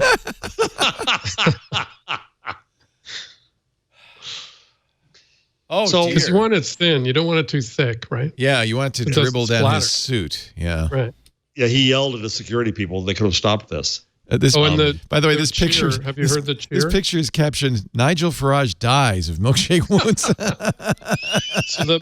So the motto is lactose intolerance. Oh, I like it. You know what? That's See, a lot of clever. what we have to do. That's You see clever this- civil disobedience. I like It it. is. I mean, it's. I wouldn't want to get hit. I want to endorse anybody doing that. But yeah, Depends on the flavor, really. We've got to make people more resilient. That's now called media literacy. I don't think that's really the right way to look It at it, isn't because that's right. about how do you It's news major- literacy. Yeah. But resiliency, if you live in Estonia or you live in Ukraine, you have a lot more resiliency. You know that people lie. You know you're going to be dubious. You know what's going on. When people say they don't trust social media, I say that's great news. That means that they're dubious. That's good. Good. And to Did me, you see the the risk story about is Finland? No. Go ahead. First, Matthew, finish your thought. And then I was just going to say the risk is, I think the point that Hussein and Alexios were making was if we give Facebook the power to take down things that are quote unquote untrue, it'll start taking down all kinds of stuff. Well- It'll start taking down humor and commentary. foolish God, to yes. point out, but they have the Satire. power. We don't need to give them the power. Right, They they are have the- a private But if entity. we cheer them on. We should not encourage them to do so. Yeah, I agree. I mean, that's what everybody says about free speech. It means nothing to defend free speech unless it's something you don't agree with. Then it's meaningful. You know, you've got to defend Julian Assange. Exactly. You may not like him, but you got to defend him. And, of course, now the U.S. is about to throw the Espionage Act at him. And that really does seem to have a chilling effect. In fact, one media researcher, who was it, said he's doing exactly what every investigative reporter in the world has done, and to accuse him of espionage and threaten him with a lifetime in jail for it is chilling to the First Amendment. And so the government's argument is, but he's not a real journalist. Doesn't and count. So therefore, we can do this to him. No. But so now they get You to don't define it. who's a real journalist. And right. and what is the first thing they do in authoritarian states? They give you a journalism license. License, yeah. Because if you've got a license, it can be revoked. What did they do in Finland, Jeff? It's on the rundown. But that wasn't the full story I found. I'm trying to find the actual story. What Finland can teach us about dispelling fake news. So, Finland can teach us many things in many areas. Finland against fake news. It's basically media literacy. I remember reading this piece. Yeah, it basically is. In the classroom, Finland has an effective weapon to fight fake news. Education. The Nordic nation tops the list of European countries deemed the most resilient, there's your word, Jeff, to disinformation. Denmark second, Netherlands the third, then Sweden, Estonia, Macedonia, Turkey. Oh, no. Sorry. At the bottom of the chart, Macedonia, Turkey, and Albania. I was going to say, that makes a lot more sense. And they're doing it with high-quality education. And having more educated people is a prerequisite for tackling the negative effects of fake news and post-truth, the Media Literacy Index's authors wrote. While some regulation is necessary, education seems to be the best all-around solution. Well, I couldn't disagree with that. And yeah, no, it's fine. We need to do a better job of education. I agree. We're doing a terrible job, getting worse all the time in this country. And it makes me very sad. We're taking money away from schools. Teachers are poorly paid. In fact, there's a real problem now with teachers leaving the field because they're paid so badly.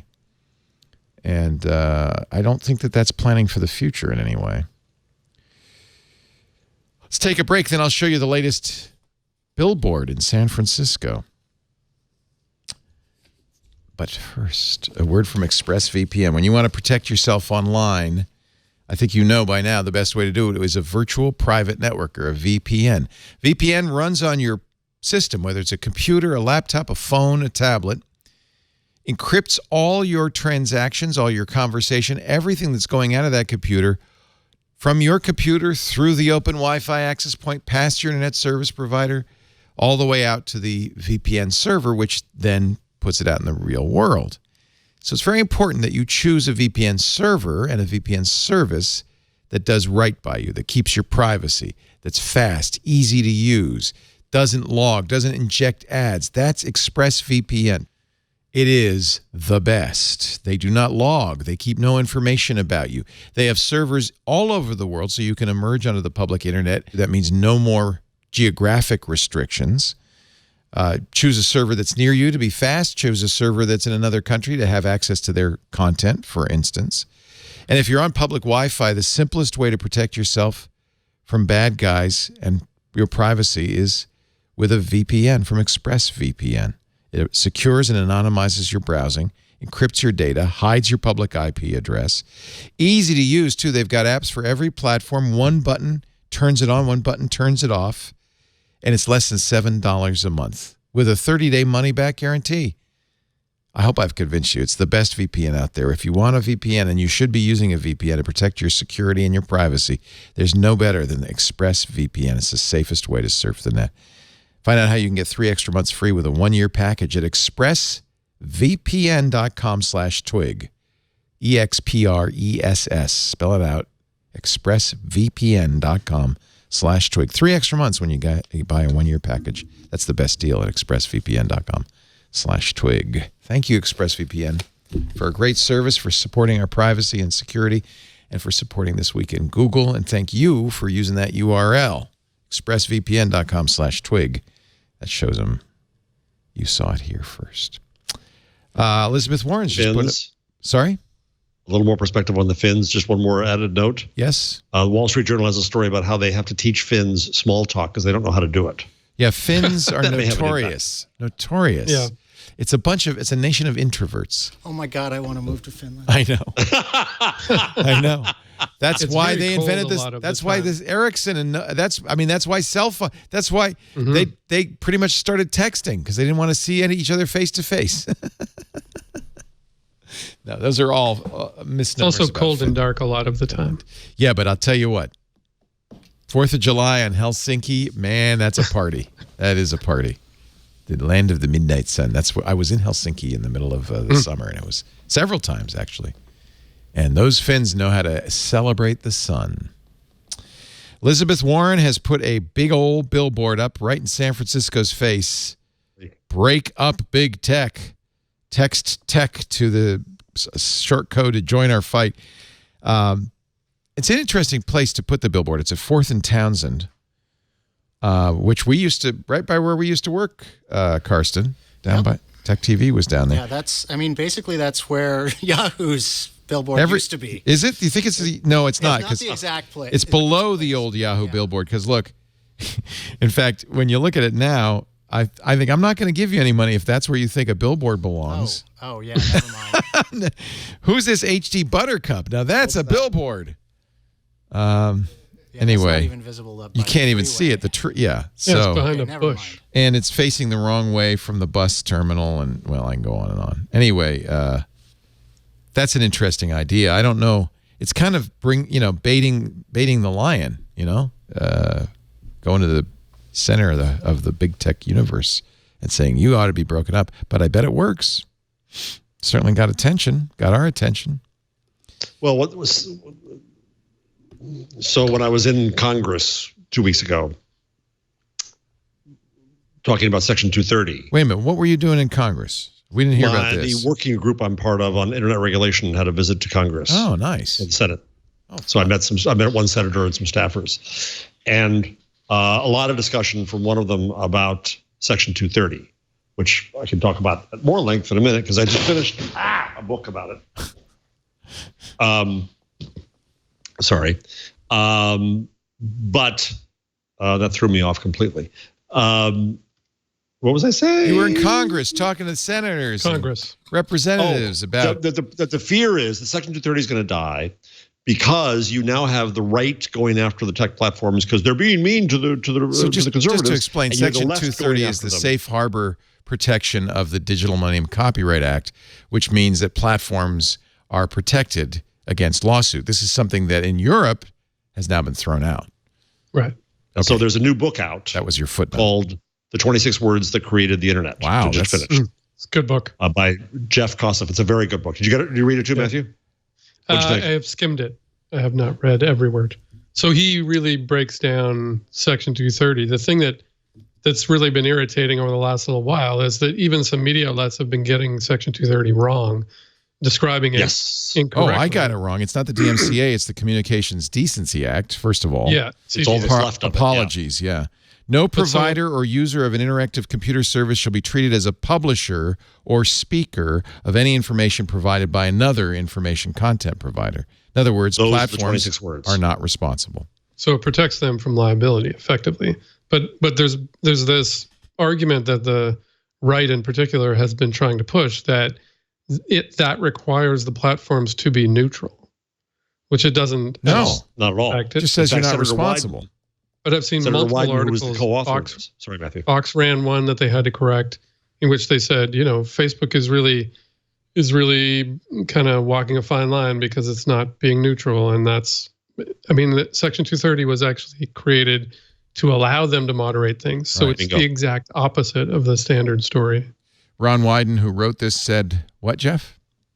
Exactly what Mathew just said, which is that they provided a shield and a sword with the expectation they would use both. The shield from the liability so that they would allow conversation, but the sword that meant they would take responsibility for having a decent conversation. Wow. I like Ron Wyden. That's a very good description. It's the last smart thing Congress did. Yeah. It also actually said that would hopefully create room for tools that users could use to moderate content themselves, which of course we have not seen any of, but that's the kind of... A little bit on Twitter. That's a footnote. Yeah. Yeah, exactly. I agree. So the fear now is that with the right and the left both going after the platforms, left because they're big evil capitalist companies, right because they think that they're being mean to us and taking stuff down, that no one's going to stand up for 230. And so recently, Fosca Sessa, whatever it was a carve out of 230 about child pornography or child sexual trafficking. Yeah. Thank you. Trafficking. Yeah. The fear is the next carve out will be about opioids, and the next carve out will be about bullying, and the next carve out will be about terrorism, and then there'll be nothing left of 230. And then what you're going to find is that the platforms that enable conversation, including, by the way, like Wikipedia, places like that, will be so fearful of liability that they will cut off the conversation that the internet is enabling. So that was one of the arguments about Section 230, like Facebook and Google can do whatever they want. They're massive companies, but Section 230 also protects us. Everyone with a blog, Protects everyone us. with a website, Protects Twit. everyone who Every has newspaper user with a comments. comments section. Yeah. This is a great infographic from the Electronic Frontier Foundation and Craig Newmark's Craig Connects on CDA 230. It talks about the law, but then it says, what if there were no CDA 230 to protect online speech? And here's the consequences. Sites like Huffington Post, Facebook, Twitter, Google Plus, and Reddit. Well, they'll have to take off the Google Plus. Could be sued every time a user crossed the line. Need to update that. Innovation would be diminished as new social media platforms and products would face new legal obstacles to getting started. Sites would have to pay for lawyers to review content. Yeah. Every And post. every review service, every Yelp or TripAdvisor. Yeah, good or point, Matthew. Even just it's a not website just about politics. restaurants. Even internet Yes. service providers would have to censor content. And they do have examples of countries that don't have this protection, Turkey and Thailand, and what the consequences are. And there actually was a case recently that I was reading about that I'm pretty sure involved a Yelp review. I think it was a restaurant or someone who provided a service, or a dentist or something, and they wanted to sue commenters on the site. That's and right. That's a classic Section 230 case. Yep. Well, let's defend I 230. recommend the book, once again, The 26 Words That Created the Internet, Jeff Kossoff. I think he'd be a great triangulation guest. Let the Harvard boy know. What's his name again? Jeff Kossoff, Kosseff. He is an assistant professor at the U.S. Naval Academy's Cyber Science Department. Wow. Interesting. All right. I'm all for it. Make it so. Yeah, we'll work on getting him. That's great. By the way, a little word of warning: Mark Zuckerberg and Sheryl Sandberg, do not go visit Matthew Ingram's lake cabin. I know the canoeing looks fine, but you could. No, they can come. They can come. They just can't tell anybody. They might be arrested because they snubbed international lawmakers again at a committee hearing in Canada yesterday. And was there a warrant issued for their arrest? So there was a subpoena. Okay. And then there was a summons. And so the summons effectively is open-ended. So as soon as they enter the country, the summons takes effect. And they are to report to Parliament. Wow. And if they don't, then they can be cited for contempt. And what happens when you're cited? What happens when you're cited for contempt? Yeah. Absolutely nothing. Oh. Right. But yeah. So it sounds a lot worse than it is in practice. And being Canada, the Parliament will apologize to them. That's okay. We're so sorry. Theoretically, we could throw them in jail, but that's... Well, it's not much different from the situation here where people pretty much just say to Congress, no. No, I don't think so. No, not today. My favorite part was the co-chair of the committee, the Grand Committee it's called, that was having the hearings. The guy that Facebook sent, the co-chair said, but you're not even in the top 100 top Facebook executives. What the heck? I think they're hurt. They're just hurt. Well, and the committee's name is do you have the full name? It's so grand. It's so self-important. The International Grand Committee on Data, Privacy, and Disinformation, I think. Wow. The Grand Committee. All capitalized, of course. Yeah, because it's multiple countries. It's not just Canada. So we've been talking a lot about the Huawei situation. Mm-hmm. I've been wanting you to explain this to me more. What should I think of Huawei? I have one, so I'm concerned.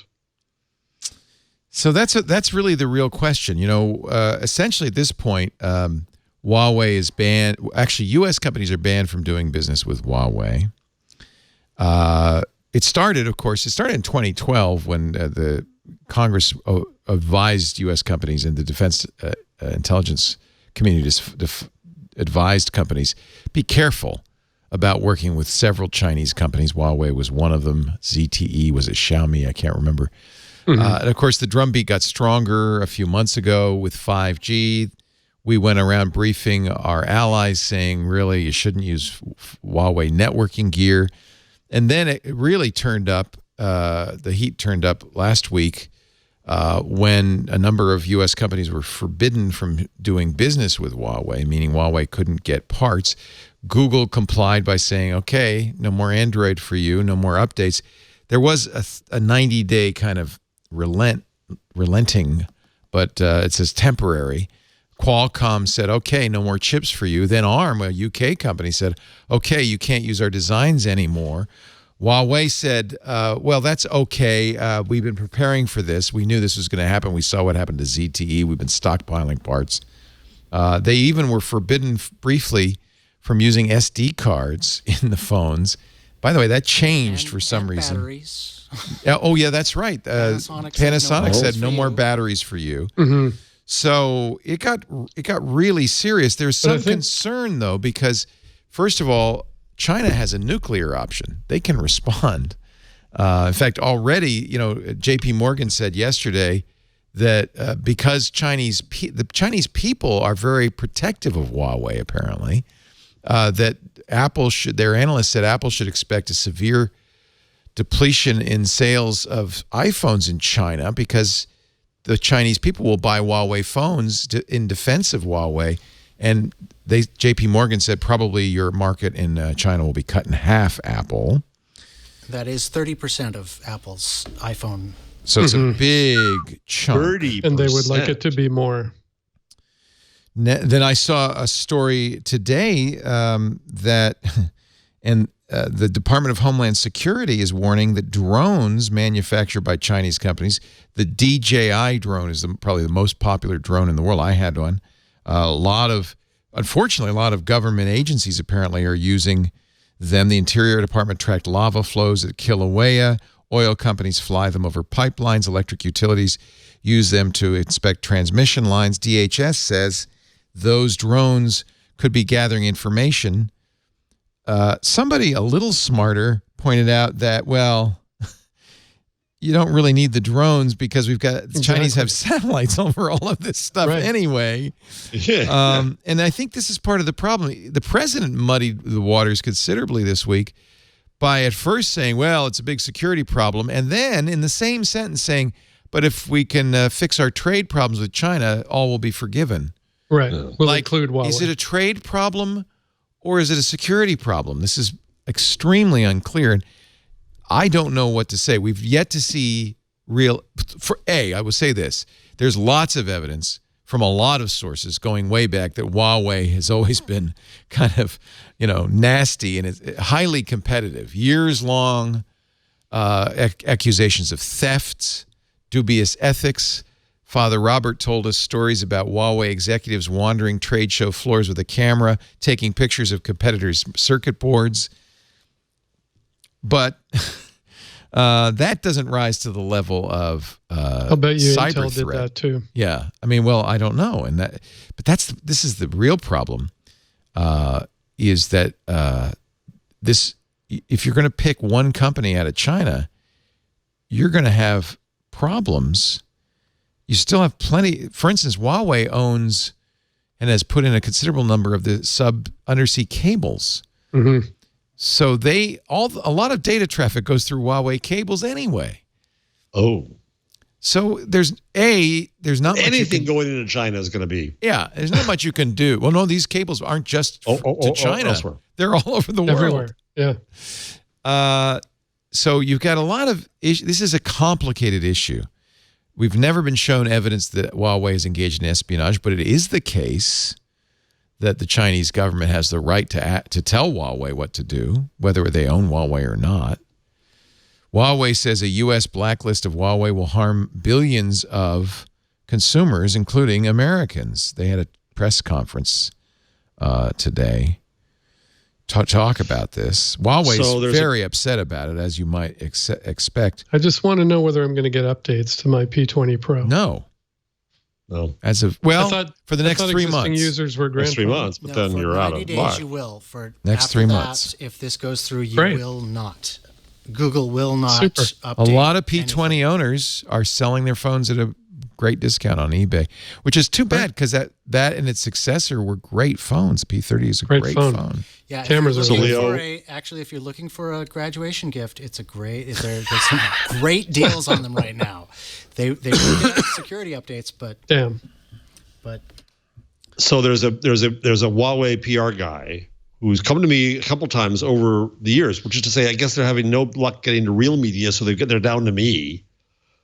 And I mentioned this to you, I think about a year and a half, 2 years ago. I said, they want us to come to coverage of something. And you said, nah. And I said, yeah, you're right now. But that's one of the things they're accused of is, and not only that, they would fly journalists all around the world. Right. Everybody does that. So does everybody else. I refuse it, of course, as a matter of ethics. But every company, I've had offers from every company to go to Taipei, to go to their factories, to go all over the place. And yes, we got offers from Huawei in the past.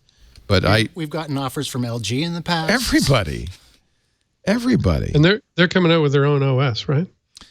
Well, so they could still use the open source version of Android. They just can't use Google services, but they don't in China anyway. So they already have, in China, they have their own store. They have their own services. So they could easily roll those out worldwide. I think that says their own OS is rolling out later this year. These same restrictions pretty much put ZTE out of business last year. I don't think it bodes well for Huawei. But the real question, and I don't know what the answer is this part of a trade war? Is this even worse, maybe kind of anti-Chinese sentiment? Or is there a legitimate cause for concern? That's what I'm trying to figure out. Huawei does not seem like a very cuddly company. No, there's a lot of reason to blame them. There's a lot of reason. Yeah. A lot of reason to blame them. It feels like a trade war to me. There's been unless they're just keeping it all secret, there's been no conclusive evidence that Huawei has spied on anyone, as far as I can tell. But we should point out there's a lot to be said for the fact that Huawei could and might be ordered to do so by the Chinese government. I think it's reasonable to say, try not to use 5G gear from Huawei, even though that's the #1 company and the best, most affordable choice. Yeah, I agree on the networking. On the networking. Yeah. But the phones, keeping them from selling phones to Europe. Right. I mean, we don't buy phones from them anyways. Right. They don't sell in America. They had planned to do that a year and a half ago, and they were cut off by the Commerce Department. So are they evil empire or not? I think I think that both are true. I think the administration is using Huawei as a poster child, and hopes that by bludgeoning Huawei, I mean, Trump basically said this, hoped that by bludgeoning Huawei, they could force the Chinese government to make a trade deal. Right. He said and that. if they get a deal, Huawei's back in. Suddenly, they're fine. Nevertheless, it's completely reasonable to be concerned about Huawei. The problem I have with that is it's reasonably concerned with any Chinese company. All of our stuff is made in China. There's not a lot of, I mean, the worst thing we could do at this point would be to cut off American companies selling to China and Chinese companies selling to us. To put up a big wall. Like 80% of routers are Chinese made. Yeah. I mean, we might have a bigger problem. I mean, and Ben Thompson pointed out China took the first shots in the trade war. It threw out a bunch of U.S. tech firms. So maybe it's time that we respond. I mean, look what companies have been thrown out of China, including Facebook, Twitter, Google, Flickr, SoundCloud, Snapchat. No, but that's the point, is they've been doing this forever. It's not just that they're thrown out. It's just it's made impossible for them to succeed. Right. Yeah. You can't use WhatsApp. Unless they agree to censorship.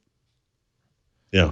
Well, that's, But what if they just turn off one of those undersea cables? Can we maybe set up some alternate people in India before we do this, though? Like, I don't know what the answer is. I just know that this is messy. Yep. And is unlikely to end. I think this will all end in tears. It's unlikely to end well. China may not have a lot of, and I'm sure the calculus in Washington is China does not have a lot of ways to respond to this except to buckle and give in. It's going to cost us a lot of money in the United States. A lot of stuff's made in China. Apple cannot reasonably move iPhone manufacture back to the U.S. Maybe it can move it to Brazil. It already did so. It has moved some stuff to India. In India, because both India and Brazil have strong tariffs that prevent the sale of phones not made in those countries. So Foxconn has set up factories in both countries. Still a Chinese company making them. I don't know. This is a really complicated story, and I don't know if anybody knows. And whether you should continue to use DJI drones, I don't know. It's clear that the DHS is now extending the fight to other Chinese companies. And by the way... So, Mathew, how long have you had that phone? It's about a year now. When you bought it, did you have any... Was there a little voice in the back of your head that said, Huawei, China?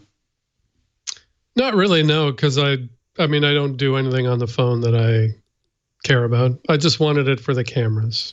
I asked Huawei about that, and the American representative of Huawei, the PR person who's based, I think, up in Seattle, said, the data is routed through Germany, not China, so don't worry about that.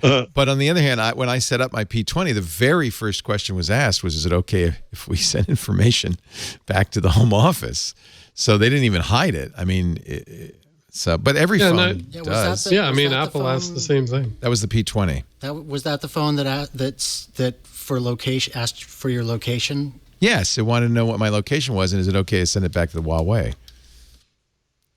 But we just learned, by the way, that the iPhone's doing exactly the same thing. Great article. Is this the New York Times again? Man, they hate technology. No, it was the Washington Post. The iPhone, and this was always the problem with the iPhone. Apple can say, we take your privacy very seriously, but if you... Unless you live in China. Well, or unless you don't put it, the problem is the minute you put third-party apps on your phone, Apple can't stop this. This is the subtitle, the article is, it's the middle of the night. Do you know what your iPhone, do you know who your iPhone is talking to? Apple says, what happens in your iPhone stays on your iPhone. Our privacy experiment showed 5,400 hidden app trackers guzzled our data in a single week. Basically, any app, and by the way, some of this is for good reason. Any app you put on your phone potentially can phone home, including Microsoft's OneDrive, Intuit's Mint, Nike, but all of these are cloud-based services. And Nike, Spotify, the Washington Post. Oh, yeah, even our own app. That's what they do. The Weather Channel. One app, the Crime Alert Citizen, that one is a really weird app, shared personally identifiable information in violation of its published privacy policy. Okay, that's a big ding. But everybody knows that. You're signing up. You even when you install the app, and Apple's really good about this. It says, okay, can I send location information? You have three choices. No, only when the app is running, all the time. And even if you say all the time or only when the app's running, Apple will again warn you a week or two later, in fact, several times, this app is still sending location information. You want it to do that? So Apple does what it can, but any third-party app on any device is this is the potential. Someone also pointed out that Washington Post story loads something like 150 trackers and pixels and sends God knows what kind of data. Yeah. Everybody wants your data. But I think this is another case of tech companies promising more than they can deliver. Yes, everything stays in your phone except everything that doesn't stay on your phone. And we sign up for that. What's the point of having... And we get benefit out of much of it. And what's the point of having OneDrive if it doesn't sync your files? That's the whole point. Yeah. Right.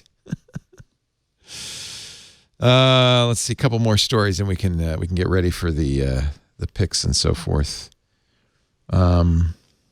Amazon's facial recognition ban taken to the shareholders. Shareholders voted overwhelmingly, 98% to reject. No, what are you talking about? We're making some good money on this stuff. Are you nuts? Only 2.4%. Full disclosure, I have a little Amazon stock. So. Did you vote? No. Did you get your proxy? No. Yeah. Actually, I don't. Yeah, no, I didn't. It's weird. Yeah, usually you get a proxy when it says, well, I'll let somebody else vote for me. Amazon. No, they just listened to me and they knew what I would vote and did it for me. we know what you'd say. Yeah. Amazon is up to something interesting, according to Bloomberg. Poised to unleash a long-feared purge of small suppliers. Uh-oh. So that could be like a nuclear winter for small. Yep. More than half of the products you buy on Amazon are through the marketplace. They come from the little guys. Amazon's concern is apparently over counterfeiting, and they have a terrible counterfeiting problem. I talked to a company that makes printers, and they said, you can buy ink cartridges that have our brand, our label, everything on them. They're not. They're counterfeit. They don't work well, and we hear about it because people say, oh, those ink cartridges were awful you sold me. And they've complained to Amazon. There's not much they can do about it. So maybe this is time. 2 months ago, Amazon halted orders from thousands of suppliers with no explanation. Panic ensued until the orders quietly resumed weeks later. Amazon saying it was part of a plan to weed out counterfeit products, but Bloomberg warns, and unfortunately I've reached the end of my free article limit, so I don't know what they're warning. Maybe one of you who's willing to pay Bloomberg $35 a month for access to their articles can tell me. I just can't bring myself to do it. Can't do it either. Well, because they got the terminals. This is an insanely profitable company. I got a free membership. $5 I do it. I pay Wired.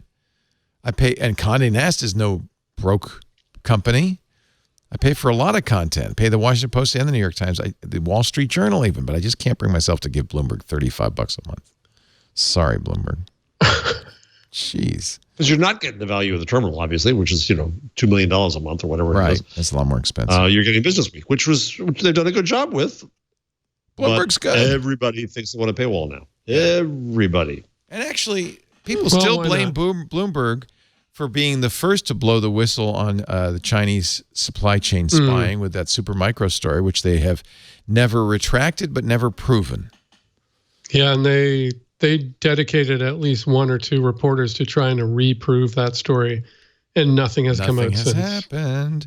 You know what I'm thinking? Journalism. You know what I'm thinking now? Here's a short summary. Axios. I love it when people summarize Bloomberg stories. Yes. Thank you. Thank you, Axios. Thank you, Axios. So they're going to stick with Amazon's going to stick with Procter and Gamble, Sony, Lego, but they're going to cut off a lot of these small guys. I think a lot of business on Amazon. I notice this. I'll buy a consumer product, deodorant or something. And what I really think is happening is these small guys are going to a big box store. They're buying a lot of them. They're breaking them up, and then they're selling them on Amazon.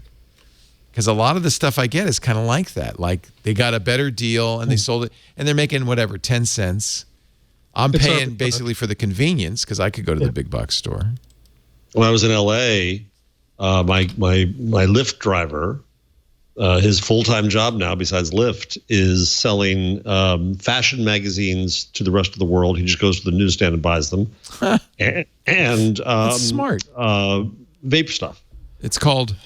The chat room is telling me, Tan Danner in the chat room, it says it's retail arbitrage. Yeah. Yep. Mm-hmm. That's pretty good. Buy low, sell high. I don't mind that. Although often the condition of the things I get is not great. I don't think Amazon would be hurt too much by getting rid of a lot of those small guys, but I feel really bad for the small guys. Bad. We had a story on MacBreak Weekly yesterday about a guy.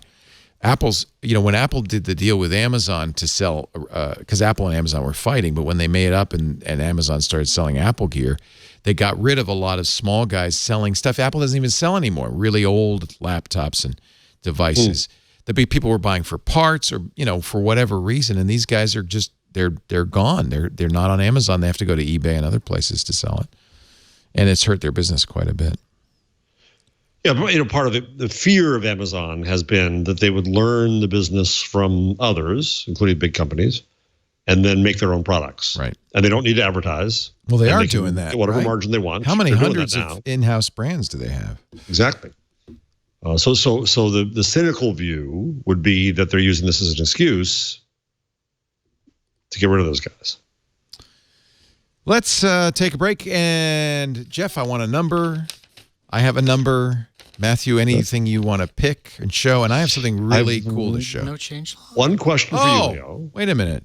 Yes. Change log. And then we'll do the change log. I'm sorry. Oh, change log. I'm such a nitwit. What's your question? Question was that really long Andreessen Horowitz, why we're investing in podcasts thing. I just wanted your take on it. Did you find anything there new or a value or interesting or wrong or? A lot. Let me pull it up so I can run through it.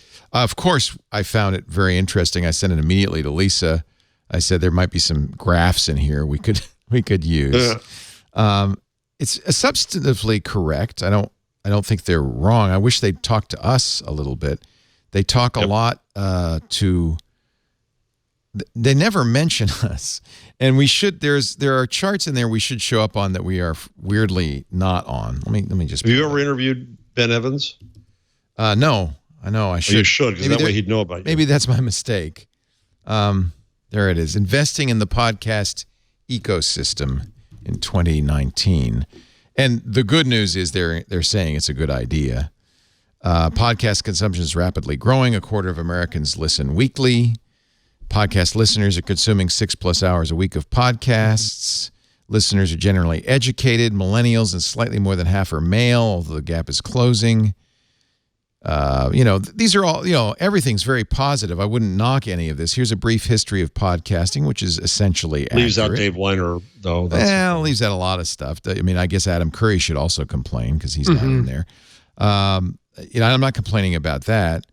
I do complain about their top podcast list because A, we're not on it in the place where we should be, and B, it comes from a company that we work with. But even the company that gave them these stats says that this list is missing a lot of this top podcast snapshot. First they used iTunes. They do explain that iTunes has nothing to do with the number of listeners, just how many subscriptions you got in the last week or so. So why even publish this list? Yeah. And then they use this list, which is also missing a number of significant networks, including us. But anyway, they're losing the investment opportunities there because it's old places like NPR, iHeartRadio. Yeah, these are all New York Times, WNYC. Yeah, these are all owned. I guess Barstool Sports should get bought right now.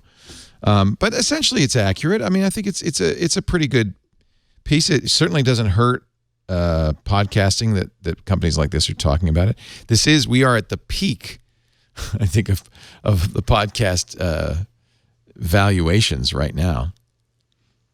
So, okay, thank you. That's what I wanted. We have engaged an investment banking firm, I believe, to investigate these things, and we've talked to some people.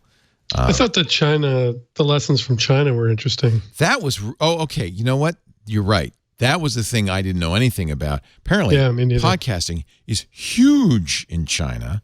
They've got Himalaya FM raised $580 million.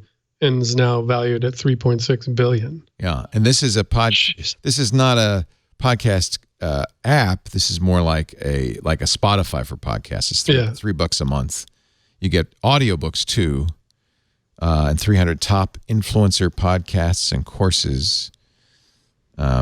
So yeah, this is a very interesting business in China. It's one of the audiobooks are huge. Yeah, isn't that great? They also, because Andreessen Horowitz said, hey, don't just think of podcasts, think of audio. Well, that's exactly right. That's why I never liked the word podcast. In fact, now that Apple is selling the last iPod, yeah, I think it's time maybe to drop that word, but that's what I have to use it because that's what everybody knows. Well, they have a new iPod. Yeah, but it's the last iPod, guarantee you. Oh, they definitely said that? No, they haven't said that, but they hadn't. Oh. So they just updated the iPod Touch for the first time in 4 years. Do you think in 4 years they're going to make another one? I think this is the last one. And the updates were so minimal. It was like it's got an iPhone 7 chip in it. It's Apple. Unless they sell millions of them, Apple's not going to update it again. This is the last iPod. They do talk about significant exits, major acquisitions, and that's always interesting to see. So yeah, so podcasts are big. I like to call them netcasts, as everybody knows. I'm the only one in the whole world. Yep, kind of didn't work, Leo. Sorry. Yeah. It doesn't feel like Spotify is trying to corner the market, though, in a way. Yeah, they can't. Because that's fundamentally against the nature. It's like saying I'm going to corner the market in blogs. Right, or websites. Right. Medium, by the way, there's starting to be a little bit of I wonder, do you still like Medium? Because there's starting to be a little backlash against Medium. I see publishers moving away from Medium. Oh, there has been for a while. Yeah. Like they roped people in, and then there was a backlash, and then all these they dark patterns. Subscribe. Yeah. I'm not a big fan anymore. I still use it, but I cross-post on my blog. As long as you put it on your blog, that's fine. I don't have a problem putting it in other places. I think it's a lovely tool. I like to write on it. Right. Yeah, it's the writing tool is great. That's fair. Good CMS. Yeah. I wanted to be listed in this podcast production companies, but they didn't deem to put us in there. I didn't mean to bring up something painful. Yeah. No, I'm always, I'm always jealous. I'm just a jealous person. Well, no, you're a pioneer, and the pioneers get left behind for the new kids. Yeah, there is that flavor of the month thing. Yeah. Maybe if we took the lava lamp out, that would help people think we're hip and with it. Pioneers get the arrows, and settlers get the land. Yep. No, I don't mind. And honestly, this was a very good. I'm glad. I mean, I hadn't brought it up because I thought, well, it's kind of inside baseball. But no, it was a very good piece for us and every podcaster. Right? Okay. All right. Now we'll take a break. No, now we'll do the Google changelog. That was a nice feint fooling Karsten there. Well done. Well done. So remember at Google I.O. when Google said you can ask Google what's for dinner and order and all that? Now they've turned that on. French fries, lettuce wraps, massaman curry, chicken wings, and cupcakes. Now you can use Google Search or Maps or the Assistant to order food from, right now it's DoorDash, Postmates, Delivery.com, Slice Chow Now, Zuppler, and others coming soon. Look for the Order Online button in Search and Maps when you're searching for a restaurant or a type of cuisine. Let the Google Assistant handle dinner. You can also say, hey, you know who, order food from your restaurant here. It'll show you the menu, and if you can, get food picked up or delivered from that restaurant, it'll set it up for you. It's the end of the line for another Google property. That really part of the changelog too, right? New and stuff going away. And dead. New and dead. Dead or Canadian. If Gina Trapani were here, I would mention this is the 10th anniversary of Google Wave. Yeah. Mm-hmm. It is. But I can't hurt her like that anymore. I think she said that when she left the show. You can't hurt me anymore, Laporte. Google has also sunsetted YouTube gaming, which I didn't even know existed. The YouTube game. Did you know about this, Karsten? The YouTube gaming app? Yeah, they were trying to go after Twitch. Okay. So it's for streaming. It's for streaming. Oh, I got it. Shutting down May 30th.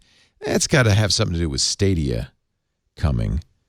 I hadn't thought of that, of course. Yeah. Maybe. And they have a new hub, but I have a feeling that Stadia is going to replace this. It's weird, though, to close something before the replacement is fully ready. Nobody uses YouTube gaming. That's why it probably doesn't matter. Nobody listens to techno. Nope. Google Assistant gets New York subway arrival times. And I can't wait to use this. Here's the biggest thing. You're going to be able to pay with Google Pay or Apple Pay. Mm-hmm. So I asked Mary Jo Foley. She said the subways already have these little touch to pay. Well, the ones I go into. Well, you got to go to a higher class of subway, apparently. Yeah. She's probably on the IRT. Must be on the east side. Yeah. On the Upper East Side, we've had these for years. You just get the attendant to let you in, and he'll bill you later. Say all aboard. Next week, those commuting between the current video. Sorry for a second. The current video that's driving people nuts. I don't know if you can find it in a flash, Karsten. Is a rat trying to climb up one of the poles and sliding back down. Well, remember the pizza rat. Pizza rat has been around for a while. Rat. This is now the new star of the New York City subway. Ladies and gentlemen, I give you Subway Rat. It's in a subway car, so that's kind of creepy. Meet the pole dancing rat. New Yorkers are treated to the occasional rat sighting on the subway. This is the worst shaky cam video ever. But this is 3 a.m. This guy's nervous. I'd be nervous too. On the N train. Well, is it nerves or is it 3 a.m. on the N train? I don't know. It's also zooming so you can be as far away as possible. Yeah, maybe that's it. Those poles are slippery. A lot of grease. There we go. That one. Yeah, that one. Here's less shaky case. That was the New York Post's edit. All right. This is the He looks cute. It's cute. Rats are cute. So you can also get Google Assistant will now tell you which cars have the rats.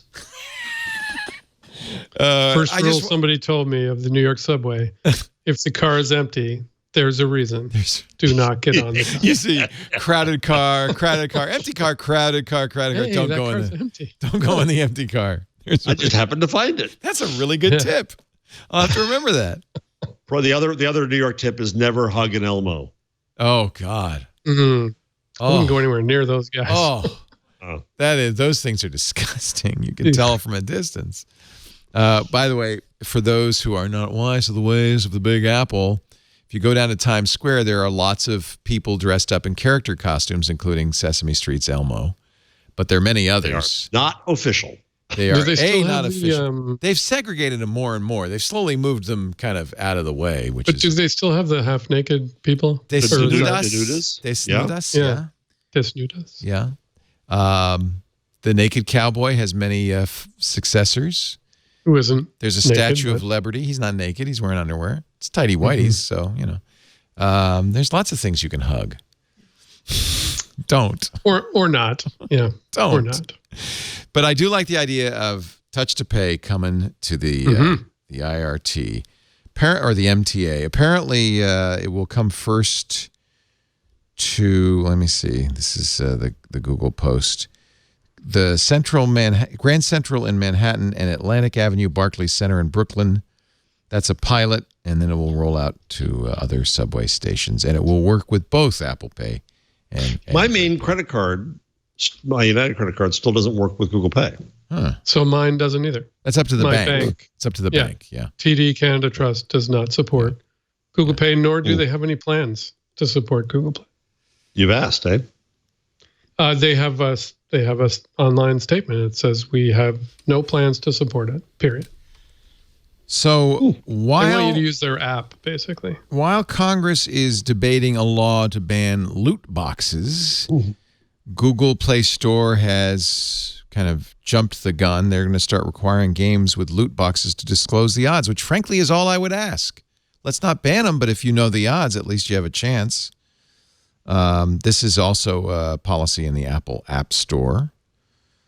So loot boxes, which are basically gambling, have long been considered a problem in games, especially Fortnite. I think it was when Fortnite really took off, it got people really Are kids using them? Yeah, that's the problem. Kids are gambling. What's a loot box? So it's a box it's kind of like one of those, buy the box and see what you get. Oh, okay. See what you. Oh, okay. Yeah, a loot box is in a video game. You will get the chance to get a new weapon or a new skin or something. Okay. A loot box is a randomized version of that. Right. You So might gambling. get a good gun. You might not. What's not randomized is the cost of the loot box. Just what you get for it. Kids love that stuff. You ever go to a gumball machine? You put in your penny, you don't know what you're going to get. Yeah, or the claw. The claw is not randomized. You don't get anything. Well, yeah, you don't get The anything. claw Exactly. decides who will stay and who will go. Ah. No, you can game the claw. Can you? Yeah, you. Oh, sure. There are There's videos you videos. can go to online that They have a course in this at Harvard. yes that show you the. When I was You just watch. You have to watch and see when it pays out. It is required by law to pay out at a certain rate. So you watch and then you go, and when it's going to pay out, you go. You waste your life sitting there watching the claw. When I was at Elliott House, it was widely known the claws were gameable. Elliott. House. Pardon me? Adams. Pardon me. Elliott House As was in the John enemy. Adams? I didn't. No, I don't know what. Probably, it was, right? actually. I don't know what Adams it was, but I know that Elliott House was the enemy. Yeah. So don't ever say he was in Elliott House. Let's see. Is that the end? Well, there's a few things. I'll save. I have a number and actually a really interesting pick. No, I mean of the you know what. That's what's that? Google change log. Show today brought to you by Grammarly. I have always said that I have very good grammar and spelling, but I do not think of Grammarly as a spell checker or a grammar checker. Despite its name, I think people misunderstood what it is. Understand what it is. Grammarly is a communication tool that helps you write more effectively. That's who wouldn't want that, right? Nobody's perfect. It's like a little friend who will say, you know, you could phrase this differently, or that's confusing, or maybe the reading level for what you're doing here is a little too high or a little too low. Grammarly helps everyone do their best work, and you do your best work, you'll accomplish more of your goals. Improve your communication at school, at work, with resumes. Show your best self through writing. And Grammarly's everywhere you write. It's Chrome, Firefox, Safari, Edge, iOS, Android, Windows, Mac. They do have a basic product that reviews critical spelling and grammar. You're certainly worth trying, but I would suggest Grammarly Premium, because not only do you get spelling and grammar, you get advanced punctuation, structure, style within context, vocabulary suggestions, conciseness, and a readability score, which helps you decide, is this appropriate for a business proposal, an academic essay, or a casual blog post? What am I doing here? Stop making email typos on your phone. Close more deals at work with your emails, and even polish your resume to get a great job. Grammarly.com/twig. Right now, you'll get 20% off Grammarly Premium. Grammarly.com/twig for 20% off. Thank you, Grammarly. Thank you, Grammarly, for supporting This Week in Google. And I thank you, Twig listeners, for using that URL, Grammarly.com/twig. You'll get a little reward because you will get 20% off the premium account. And now, ladies and gentlemen, I invite our guest today, Mr. Mathew Ingram, to give us a pick of the week. So I picked something from the rundown that I thought was fascinating. Good, and we didn't do it? I must have I don't known. know if you saw this, but I must have known. I'm pretty sure it was Samsung. They took individual photos, including a photo of the Mona Lisa. Oh, isn't this and wild? showed that they could animate them. It's mind-bogglingly amazing. Like, the key is on this, they didn't have a whole video or a bunch of frames. They had one frame. And so they effectively animate the face using the existing. Yeah, scroll down to the Mona Lisa one. Yeah, it's pretty amazing. So that's. Oh, yeah. Oh, look at that. And actually, depending on which, the base truth is always the same. It's Mona Lisa, but depending on which, video they use for the kind of intermediate truth, Mona Lisa could have different looks. That's cool. Yeah, I just thought it was fascinating. And that's a single photo of a face from one perspective. I think Mona Lisa would look most like the one on the left. I'm just saying. Yeah. Mona Lisa. The one in the middle talks too much. She's too Mona campy. Lisa talks too much. Her eyes are too wide open. And the one on the right is nerdy Mona Lisa. Yeah. Isn't that funny? But all three of them, could be. I don't know if that counts as a deep fake or not. I mean, it's certainly the kind of technology you could. We're going to see a lot generate more of this. deep fakes with. Oh yeah, we're going to see so much. So I have another one that is related. Yes. I found a video. Don't know if you can find it, but it was a guy who specializes in creating effectively deep fakes morphed Bill Hader's face while he's doing an impression of Robert De Niro to make him look like Robert De Niro. And then he did it with Arnold Schwarzenegger as well. And it was an interview from, I think, 2005, but his video clip just came out. Yeah, that's it. That's okay. it. This was on Conan, or? Yeah. So here's Bill Hader. So Bill Hader on had literally just started. Oh yeah, he doesn't look this. He looks young. Oh. Finally, the discriminator now. What is that you? Is that me? What is going on? There, it was me. Okay. Nope. It's you. You have too many tabs open. Too many. You've got the Samsung tab open and the hater tab. And like weird things. So he was like, see, it just happened. Wow. We got some lights. Wait a minute, go back. Because that's weird. Now he looks like De Niro. Go back, because we got to see hater. It's amazing. Come to that impression. No, I watched him like on the his acceptance speech on the Emmys for Angels in America. So he looks like hater. I was watching it, and as soon as he starts the impression, like, just totally into like the peripheral and like weird things. So he was like, there. Oh, just happened. Oh wow! Isn't that amazing? We got some lights. Got a couple of cameras. That's nice. Yeah, that's wild. You have to see. This is a video for folks listening. You can Google that, but that is wild. It's creepy. Yeah. And it's almost impossible to tell. You can't see it. Yeah. That's what's scary about all this stuff. But what we need is a smarter, better educated group of people who can... Finns. We need a bunch of Finns. The Finns. Jeff, do you have a number? I do indeed.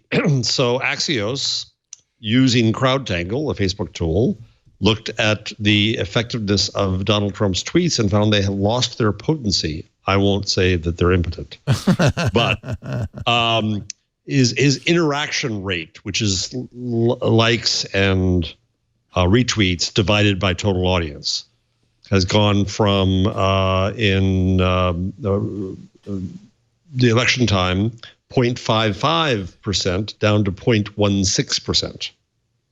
So it was. Well, does that, you think, have something to do with the number of tweets? Because his tweet count has gone up. They've built that in a little bit, but generally just the interaction is going down. I think this is generally true across the board. That I wonder, he's not as fascinating to people as he was 2 years ago. We've had Twitter's got an algorithm now, right? Oh, I mean, are they? I think though that you could say the same thing, and I wonder. Down-ranking him. Here's my question. I wonder if all of the, when Trump got elected, there was a huge spike in political news shows, and especially like the Daily. The Trump bump. The Trump bump. And I'm wondering if that's starting to slow down a little bit because, in fact, I think it is. My guess is it is because they're doing a lot less Trump coverage on the Daily, for one thing. Yeah. I mean, I also just know that I refused to follow him, so I had a column devoted to him in my tweet deck. And I used to go every day. I was just thinking a couple of days ago before this story came out. Yeah, I haven't gone to look at the Trump column for like 4 or 5 days. So I think there's a lot of that. I think we've heard kind of everything he has to say, which is part of this too. Is that you look at the numbers since April 1, no collusion 54 times, no obstruction 30 times, witch hunt 20 times, hoax 19 times. You've kind of heard it all. His pace of tweeting has picked up from 157 times per month during the first 6 months to 284 times per month over the last 6 months. I just wish Twitter were not the national forum for discussion of serious political matters. I just think that's the wrong place for these discussions to happen. Yeah, but what really happens here is that it's media's amplification that makes that effective. People who call Trump, Jay Rosen argues that he hates it when people say Trump's brilliant at Twitter, and I agree with Jay. He's not. Media are chumps, and so they take everything that gets said. They write entire stories. Don't take away credit to because the Donald's got a real nose for how to get coverage. He always has anything. But that's. Yes, but he knows how to get coverage. That doesn't mean he's brilliant at Twitter. Well, he's brilliant at media. Brilliant implies intelligence. It's about manipulating media. He's very good at getting the media to pay attention. He's I agree. Yeah. Brilliant implies like there's this thinking process going on. I don't know if that's the case, but he's very adept. He knows exactly what buttons to push to get coverage. So that's what I'm saying. And in fact, from now on, every president better, because that's clearly the new bar for getting media. I always coverage. use a Bain analogy. Like Trump could say, you like to think you can live in like fake news in the tabloid media. I was born in that. Yeah. I mean, he was. I was born in that. He was created out of that. Yeah. No, he was. And Twitter just made a perfect little foil for him. Yeah. And it just, the times were perfect.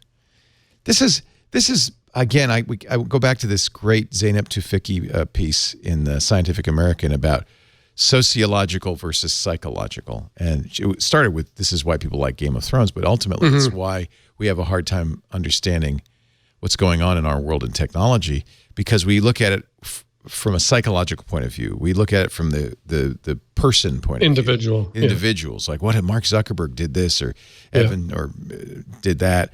But really, we should be looking at it from a sociological. And she says that's why you can't say, well, if you go back in time and kill Hitler, would the Nazis not have existed? Of course they would have, because it was sociological. It was a response to economic and other conditions in Germany. And I think we'd have a Trump right now, whether his name's Donald or not. I think it's both. I think it's also anthropological. It's about communities. You can't ignore. I think it's also psychological. Yes, you can't ignore psychology. Sure. Right. But it's a mistake to the great man theory is a mistake, I think, is really the point of it. This is also why I argue that in journalism, we've got to reconceive of journalism from that basis. I just had a conversation with an anthropologist. I want to bring the anthropologist into the journalism school to say, if communities aren't getting along, what do we know about communities from an anthropological structure? What do we know from sociologists? What do we know from psychologists? We just love, and I'm seeing it already. I'm seeing the horse race coverage already on the media. That's how we like to see it, is, it's a horse race. And it does such a disservice to the real serious issues that we have to solve. It sells newspapers. Right. I mean, that's why. It works. Yeah. I'd expect better. The book I mentioned on the show some time ago, How History Gets Things Wrong. I'm reading The Neuroscience of Our Addiction to Stories. It's pretty wonky. I hope I warned you sufficiently. No, I like it. But it's fascinating. A lot of books, and this might be one of them, could really be better served with a long article. Yeah, I would agree. Because I feel like I kind of got the premise. I got it. But he had to prove it to you. Yeah, but I got it. Yeah, I described it in my post about it, and he said you got it right. So I was glad to hear that. But I kept on. I needed him to walk me through the process. There needs to be a freemium model to the book. Far too many books are written that really should have just been nice long reads. I do agree. Some of them, not Jeff's obviously, but some of them sort of pad them out because they think this has got to be really thick or people aren't going to take it seriously. It's frustrating to me because I do audiobooks. And unlike a paper book, it's no way to really skim. Right. Yeah. So if I, a book like that, it's, you can say, okay, let me look at the next chapter. Okay, let me look at the next chapter. What does he say? What speed do you listen to the audiobooks on? Normal. Maybe should I listen faster? Really? 3.5. I'm starting to realize 1.75. Very few people listen to our podcast at 1.0. They almost all listen to us sped up. I have a friend who listens at 2. How do people give up with me when they speed me up to double what I talk at? Yeah, don't talk like that. The problem is they come here and they sit in the studio. We all sound like Nancy Pelosi. They think we're all drunk because we're talking at normal speed. This show takes so long. So damn long. Let's end it. Let's end it now. But I'm going to end it with a number and a pick. How about that? Oh. The number is $1.3 million. That's what this crappy Samsung laptop went for at an art auction because... nice. Oh, man. It's called The Persistence of Chaos, a cheap Samsung NC10 loaded with the most potent viruses of all time, the 6 viruses that cause almost $100 billion in damage. It was created by artist Guo Odung, and it was sold by Sotheby's, to some art collector for $1.3 million. Why didn't I think of that? Honestly, I could have done this. Isn't that what you say about modern art, though? I could have done that. And my pick of the week will protect you against those viruses and a lot of other stuff. Why don't you sell an iPod with the 10 most dangerous podcasts on it? Oh, brilliant. I'll call them netcasts, though, and really get your attention. Nobody will buy it, Leo. So I have to do more research on the provenance of this, but I'm really impressed, and I think it's something people should pay attention to. In the past, we've recommended services like OpenDNS. You replace your internet service provider's DNS numbers with OpenDNS. That means all your DNS queries out to the internet go through them, and it means they can do things like block stuff that's not good and so forth. It's really an interesting way to do it. Cloudflare has one. It's 1.1.1.1. It protects your privacy so that you use them instead of your internet service provider, thereby keeping your internet service provider from learning about every single thing you're doing on the internet. This one, they say, combines the privacy of Cloudflare DNS with the ad blocking and malware blocking of Pi-hole, which is a Raspberry Pi project we've talked about. It's called NextDNS. It's nextdns.io. It's a simple thing to do. You replace your regular ISP DNS with their numbers. Actually, they support IPv6 too, which makes it really powerful. And then you can customize it. You can create a configuration without actually signing up for it. So let me just show you what you see. So this is how you would set it up, and they show how to do it for Windows, Mac, Android, iOS, or the best way to do it in your router. And they talk about how to do it in a regular router, or if you use pfSense, you can use that as well. And then they show you what you can do. So you can turn on security, which will block malware, phishing attacks, botnets. You could turn on ad blocking. It'll block it at the routers. That's what Pi-hole does. You can also block porn. If you really have a problem with social media, you can block all social networking sites, gambling sites, crypto miners. That's a big problem with malware that does crypto mining on your system without your permission. Fake news and clickbait. Well, how do you do that? Because they're lists. Here's how you do that, and you can actually go into it. You can see you can see what lists. So that's dangerous. Well, don't turn it on then. You don't have to turn it on. So is Fox News on there? Well, what you can do is look at what lists they're using, and you can even modify them. VPNs and proxies, peer-to-peer networks, piracy sites, and gaming sites. So obviously, you're going to use it in a way that perhaps wouldn't make it, so complete. You can look directly at the lists if you want. So various people create various lists, and you can use those instead of those gross switches if you want to get smarter. You can actually modify the list and so forth. And there's quite a few. Or you can just go to the porn list and use all that. Or, you could turn it the other way around because you do have the ability to both blacklist and whitelist sites. You can also turn off access to a bunch of services, including Fortnite parents. You have that ability. Analytics are there to show you how many queries have been blocked. And what I really like is you can create multiple configurations. So you could have a configuration for the kids, a configuration for home, a configuration for work. It even works on mobile devices. So I have an Android configuration, an iOS configuration. Who's behind it? The Chinese government. I don't know, and that would be a very important question to ask before you sign up for it. I did read up, before I recommended, I did read up on the people behind it, and you probably should do so as well. It says Director of Engineering at Netflix. Yeah, it's good people. Former head of mobile at Dailymotion. Yeah, it's network gurus, guys who understand this stuff. It's not that hard a thing to do. But it is a hard thing for most users to do. If you're smart enough to be able to change your DNS settings, this is a very interesting service. I've recommended OpenDNS in the past. I'm testing NextDNS. I've put it on at home and on my phones. And so far it works, and it works imperceptibly, and it absolutely will speed up your surfing in a lot of interesting ways. And the ability to block fake news. Wow. I couldn't download this show, though. I don't... They should have a filter for long podcasts. Thank you, Mathew Ingram, for hanging out with us for the last couple of hours. Chief Digital Writer at the Columbia Review of Journalism, CJR.org. He's on the Twitter, too. It's always a pleasure to see you. It's almost lake season, isn't it? It is almost. Oh, you're going out to the lake soon? Oh, yeah. Oh, I might have to rejoin Instagram just to see your canoe pics. I'm going to see Mathew soon. Oh, yeah? Where are you going back to have some... gelato with Craig? This time we're going to have poutine. Ooh. Exactly. At the poutine in Toronto.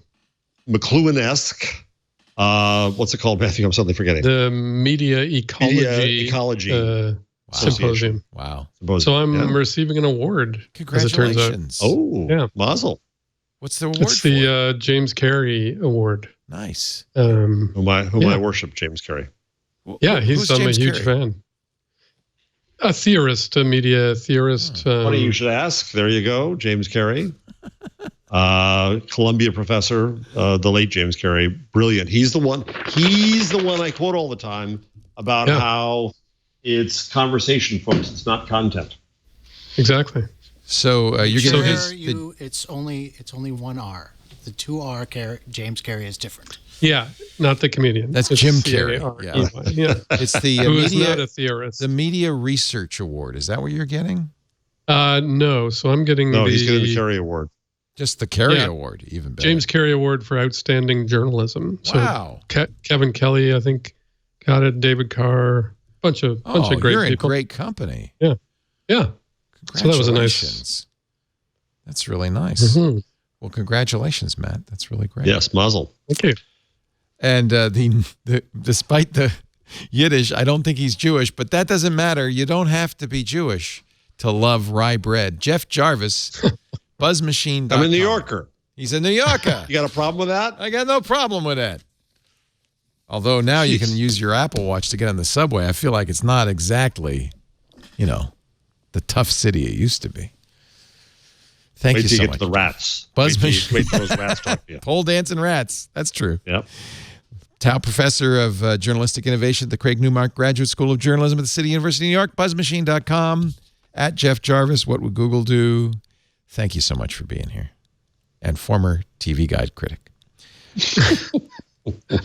We do This Week in Google every Wednesday about 1:30 Pacific, 4:30 Eastern, 20:30 UTC. Stop by and watch or listen live at twit.tv/live.